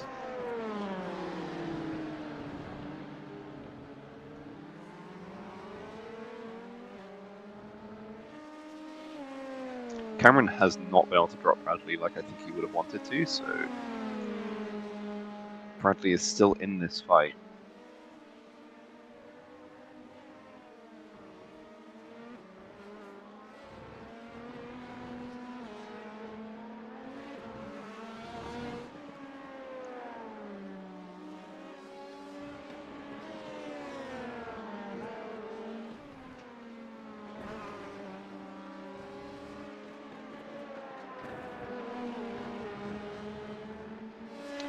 Oh yeah, just looking at the positions gained at the moment. So Chris Bassett started this race in P12, is now running up in P7, so gains 5 positions. Cameron Betts gaining 2 positions.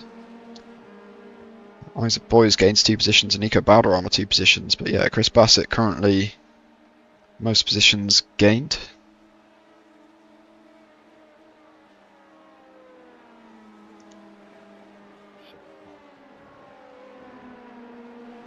There's Morton Dale, Meatballs, the car, and likely that is going to be a tow back to the pits. Let's see if we can take a quick look at what happened to Morton Dale. This is coming up into turn 4. We downshifted a little too early, maybe a bit too late on the brakes. There was another one. Straight away. And Isaac Boy is just giving him the flash there, making sure he knows that, that he's there as he rejoins. But that is Bradley Betts now into the pits for a second time.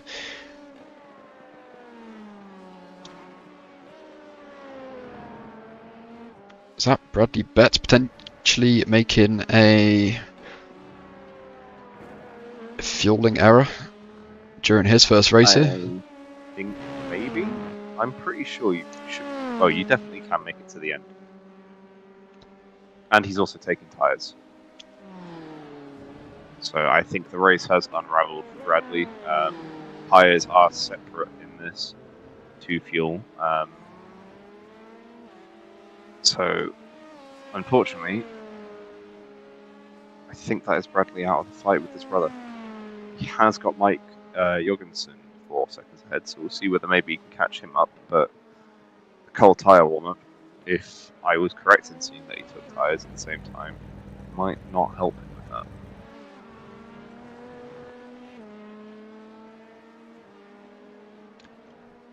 Lucas Jepson extending his gap now, 6.4 seconds. So David Helf there, just coming into turn 4 and 5 now.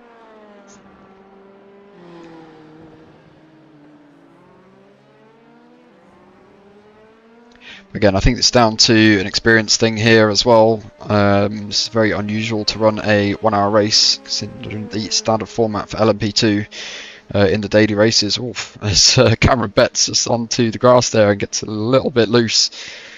But as I was saying, yeah, standard format in the daily races, I believe, is 35 and 45 minute races. So to go the extended 1 hour here, it really is about figuring out what your fuel strategy is going to be.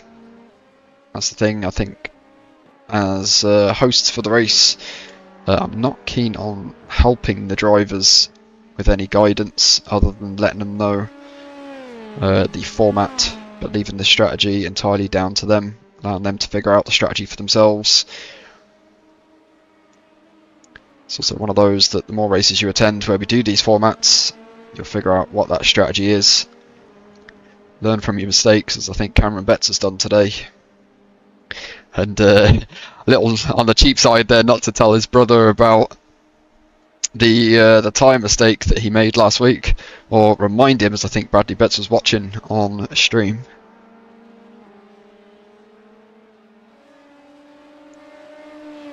Up to the final 3 minutes of the race.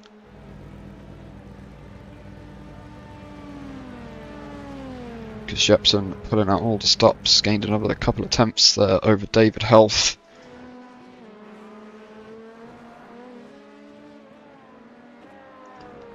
Who will be coming up to a little bit of traffic, I believe, before the end of the race.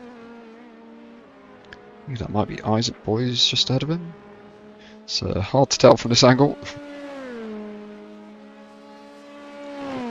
Mike Jorgensen. Assuming you've got the positional relatives as well then. Yep. Yeah, I only have the leaderboard relative. It went from bad to worse for Bradley. On the cold tyres, he spun it at Ascari, put it in the wall. Don't think he got a meatball, but certainly a fair bit of damage. So if we can just have a quick watch of that back. So yeah, cold tyres. Gets loose, tries to make the correction. He does try to correct it early, which is what you definitely do in GT3, but these cars can really snap on you.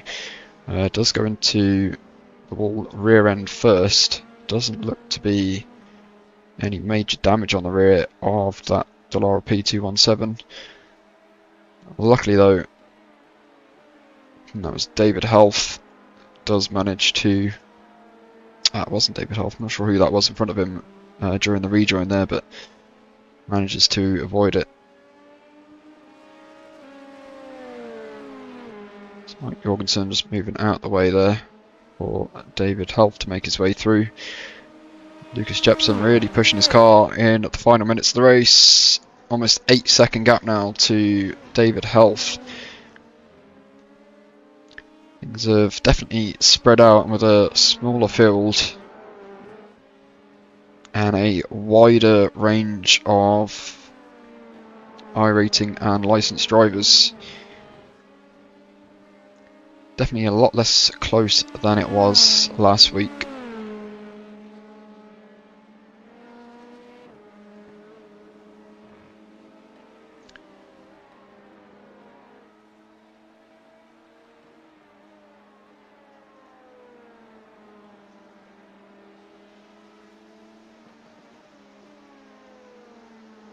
Lucas Jepson comes round now to take the white flag for one more lap of the race.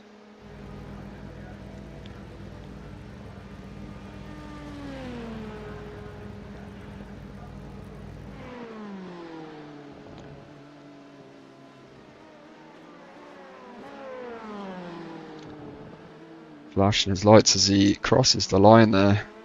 It's not over till it's over. I've seen the best of drivers making mistakes.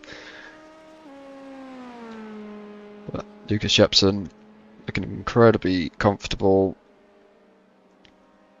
for this 1 hour sprint session here at Monza.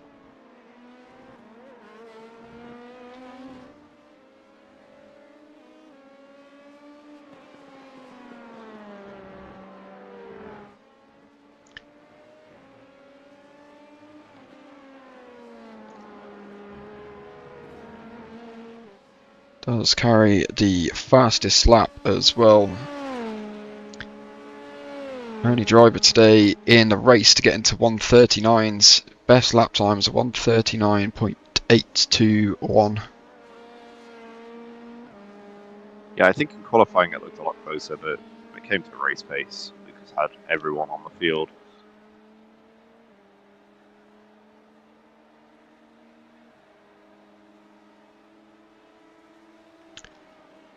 So around Parabolica for the final time, Lucas Jepson.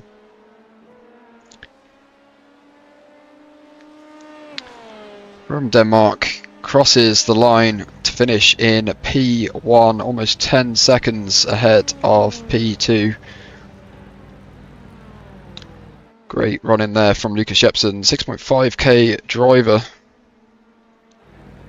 David Helf crosses the line, finishes in P2. Cameron Senior Betts running P3. Unfortunately, his brother unable to stick with him through the final stages. Comes around Parabolica, final corner,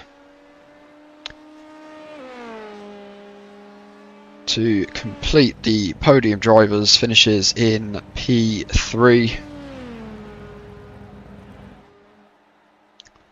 Isaac Boys on the back straight will be crossing the line shortly.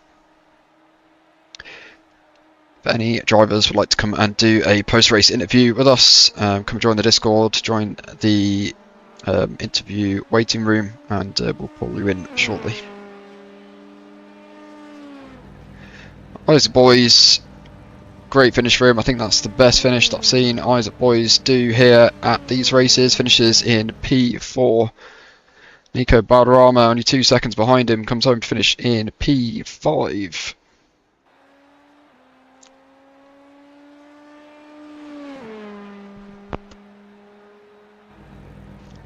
Chris Bassett, P6, 20 seconds behind P5. Mike Jorgensen takes the checkered flag, being a lap down, so everyone from P7 a lap down on the final lap there. Yeah, big congratulations there to Lucas Jepson with a P1 finish. Interval of 10.327 seconds ahead of David Health. We will take a look at some of the highlights, some of the replays, overtakes and incidents shortly. We do have a couple of people in the waiting room at the moment, so I think we're going to pull in first Mike Jorgensen. We didn't really see much of this race, but we'll see what his thoughts were on the race. Did you want to do interviews or? You can meet them. I'll ask some questions if needed. Cool.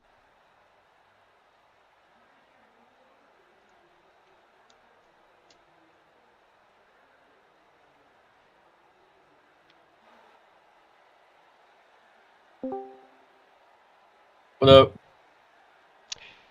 How we doing, Mike? Like, could be better, but I'm kind of happy for where I ended up. Yeah, P7 finish. Sort of running your own race for the majority of that. I think today's field was very spread out in terms of driving ability. I think we had a couple of 6K drivers in, a couple of lower 1K drivers, but yeah, almost 2K, sort of put you in the midfield. Can't be too disappointed with P7, right? I mean, I could have done it better, but I feel like even if I hadn't spun out on first lap, I would have still they would have still caught up to me somehow because they the majority of people were really fast. But yeah, I mean, P7's a P7, so I can't really complain. So just looking back on the race, if you think there's anything that you could have done differently to maybe find those extra positions via strategy or pace, what do you think you would have done differently? Well, probably not push the car too much on first lap, and then maybe I should have probably changed my tires. I felt like in the I think around 14 minutes left of the race, the tires were kind of dying on me. Like they just completely turned off or something. Like there was no pace left in them. But yeah, that'll probably be that would probably have changed my race a lot if I had changed my tires. From what we saw here watching the race, I think keeping the tyres and just managing them was definitely the option. I think we saw Bradley Betts taking tyres towards the end of the race and ended up spinning on cold tyres. But yeah, I think again, great finish, P7 in the midfield. Hopefully you'll be joining us for Imola next weekend. I sure hope so too. Awesome. Just pop you back into the community events and Yep. I'll join you up there shortly. Yep, thank you. Thanks for speaking with us. So that was Mike Jorgensen, finishes in P7. I'm not sure who 3 Rad is. I think that's Bradley Betts, so we'll save Cameron and Bradley Betts. And we'll talk. In fact, no, let's have a quick chat with them now. I think that'd be a good conversation to have.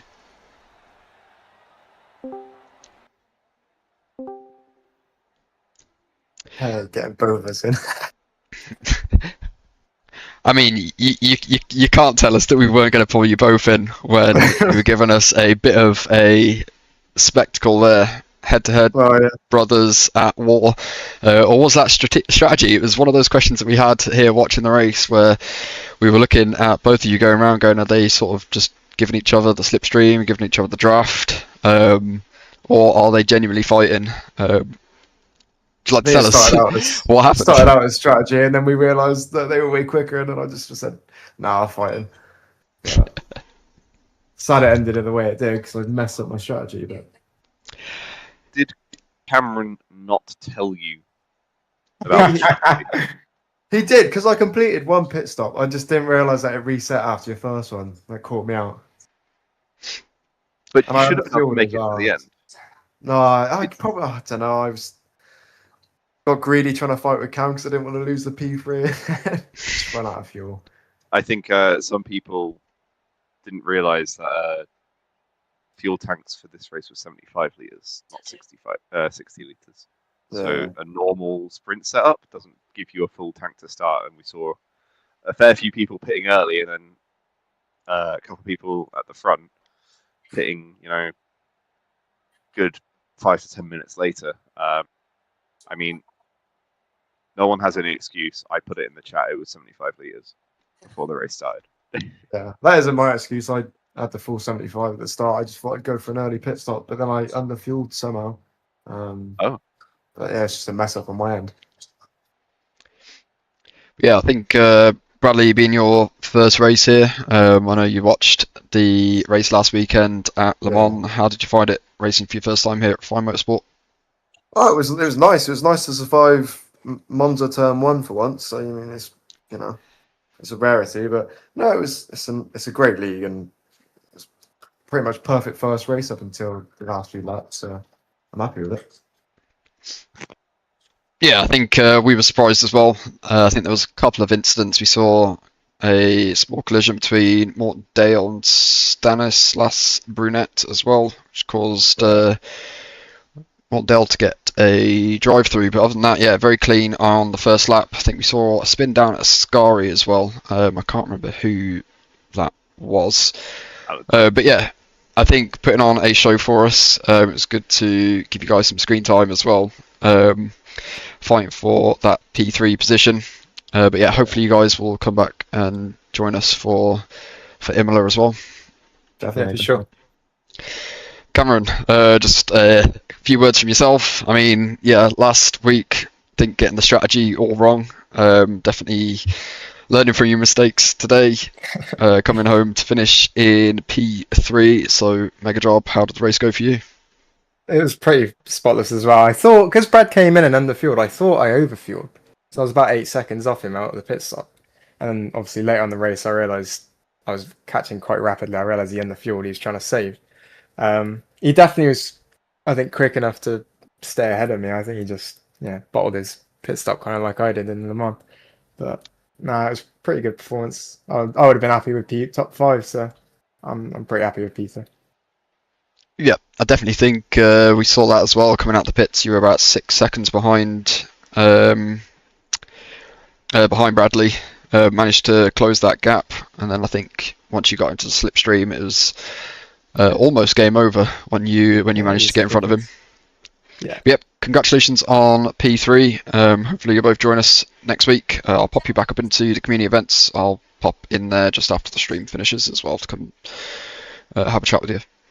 All right, lovely. Thank you. Cheers, guys.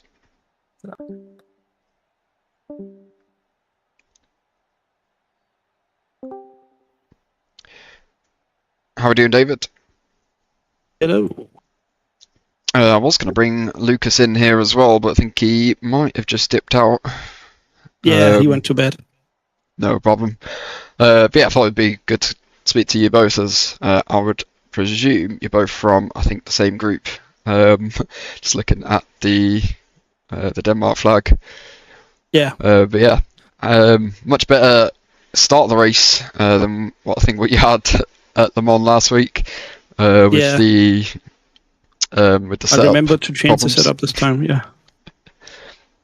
Yeah, I thought I was going P1 and I was changing setup. So that when I gridded, I found out that Lucas beat me like with 3 thousandths of a second. Yeah, I think that was the closest qualifying that we've had, 3 thousandths of a second between you. Lucas just snatched that away from you. I mean, I think during the first pit stop, I think we saw that gap come down to almost sub 3 seconds. And we thought David Health could be in for a chance for a win here. How did you find the race, your strategy, tyres falling off? Yeah, I was thinking about doing changing the tires during the pit stop because I was refueling like 41 liters, so I could manage to do the change of the tires within the fuel. But then at the last minute, I decided not to, and Lucas didn't either. He didn't change the tires, so we both struggled a bit in the end, and we we did almost the same lap times, and then I struggled with the back marker, and I did a mistake, and I got a few slowdowns, and then I just lost him at the end. But he put on a wrong setup, so he only had like 50 liters at the beginning, so he was also faster. Therefore, he got the gap of 10 or 12 seconds. And then on the pit stop, I gained like maybe 10 seconds on him, but I couldn't reach him, unfortunately. And then Ethan was getting close, but I don't know what happened to him. He just disappeared behind me. He sped into the lane. So I did that. Just left. Okay, because I was also fighting a bit with Ethan in the beginning of the race, but once I got more than 1 second gap, I pulled away. Yeah, I think the slipstream is pretty important. It's either fighting the start, and as soon as you manage to get him out of the slipstream, it just dropped him. I think it was very lucky you didn't take tyres, because I'm 99% sure it's not running into a rule set on the pit stop, which means the tyres are separate. It means it would have been Okay. an extra I can see a bit.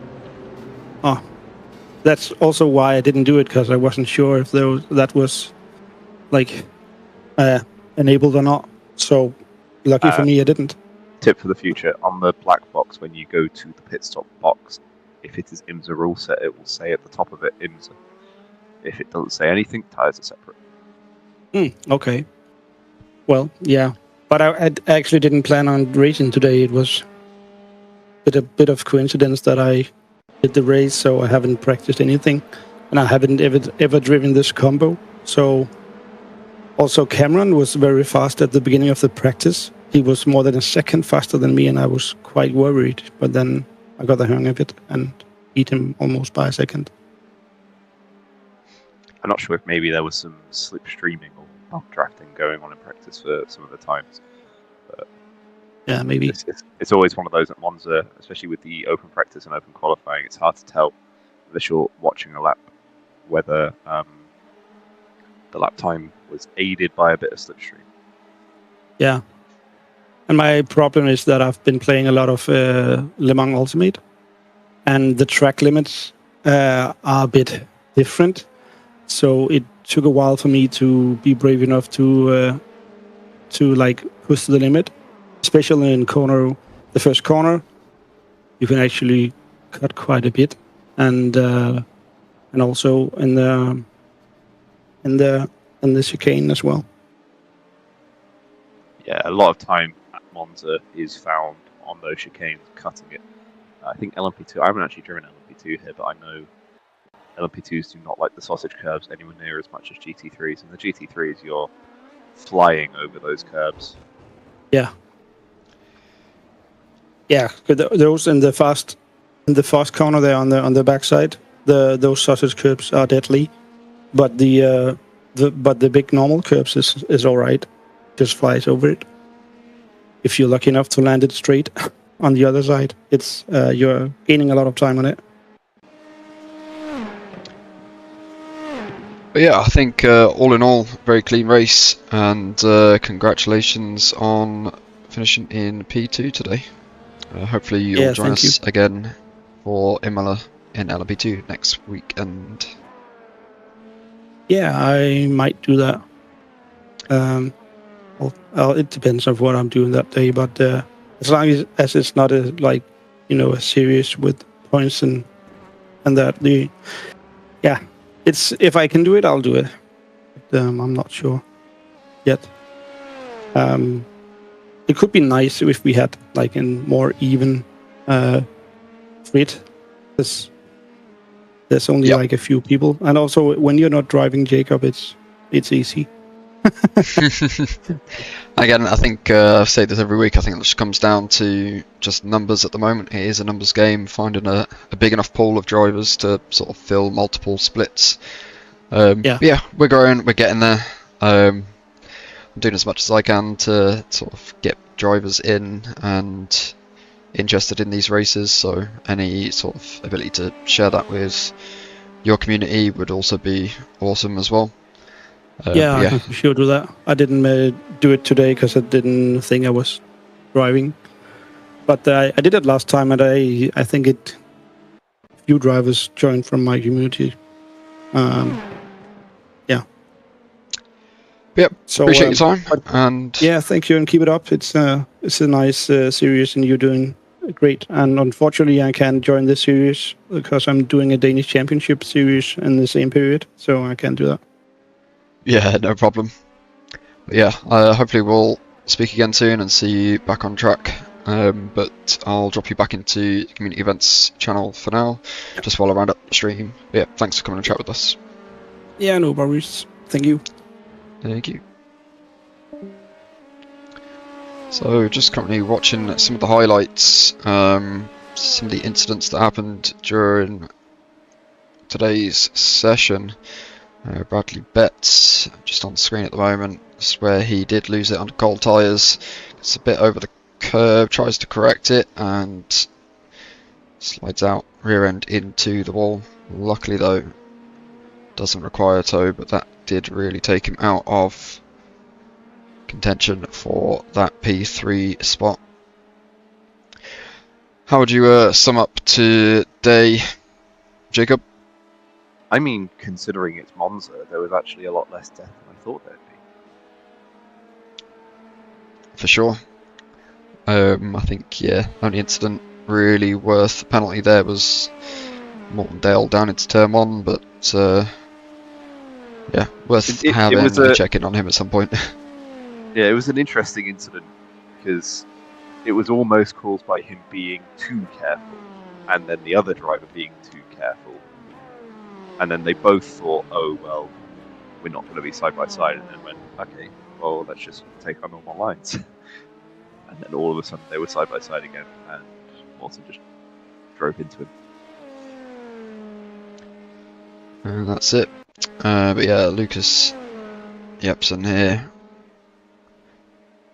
As we watch him take that checkered flag on his last lap. Whilst he's doing so, let's quickly look at the results for today.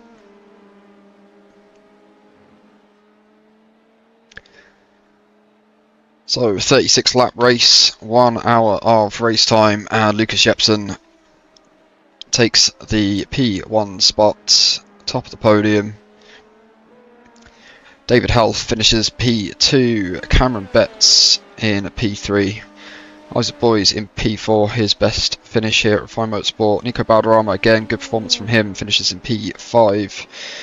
Chris Bassett in P6. We didn't see much of Chris Bassett or Nico Balderrama during the race. I think they were sort of almost in no man's land, but sort of finished in the top end of the midfield.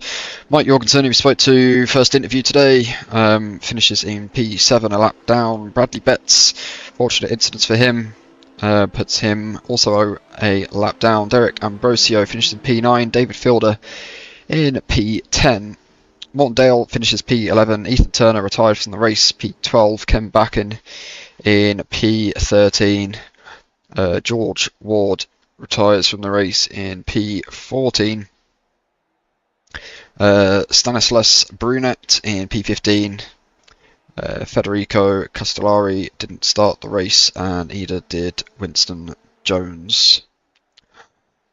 So I know that we weren't scoring points for today, but this is just a little test for my own benefit, just to make sure things are working ready for the league. So we will bring up or try to bring up the full screen championship standings to show you how those point system would work for the league going forwards. And before we do close off today, I will show you what's in store for the league.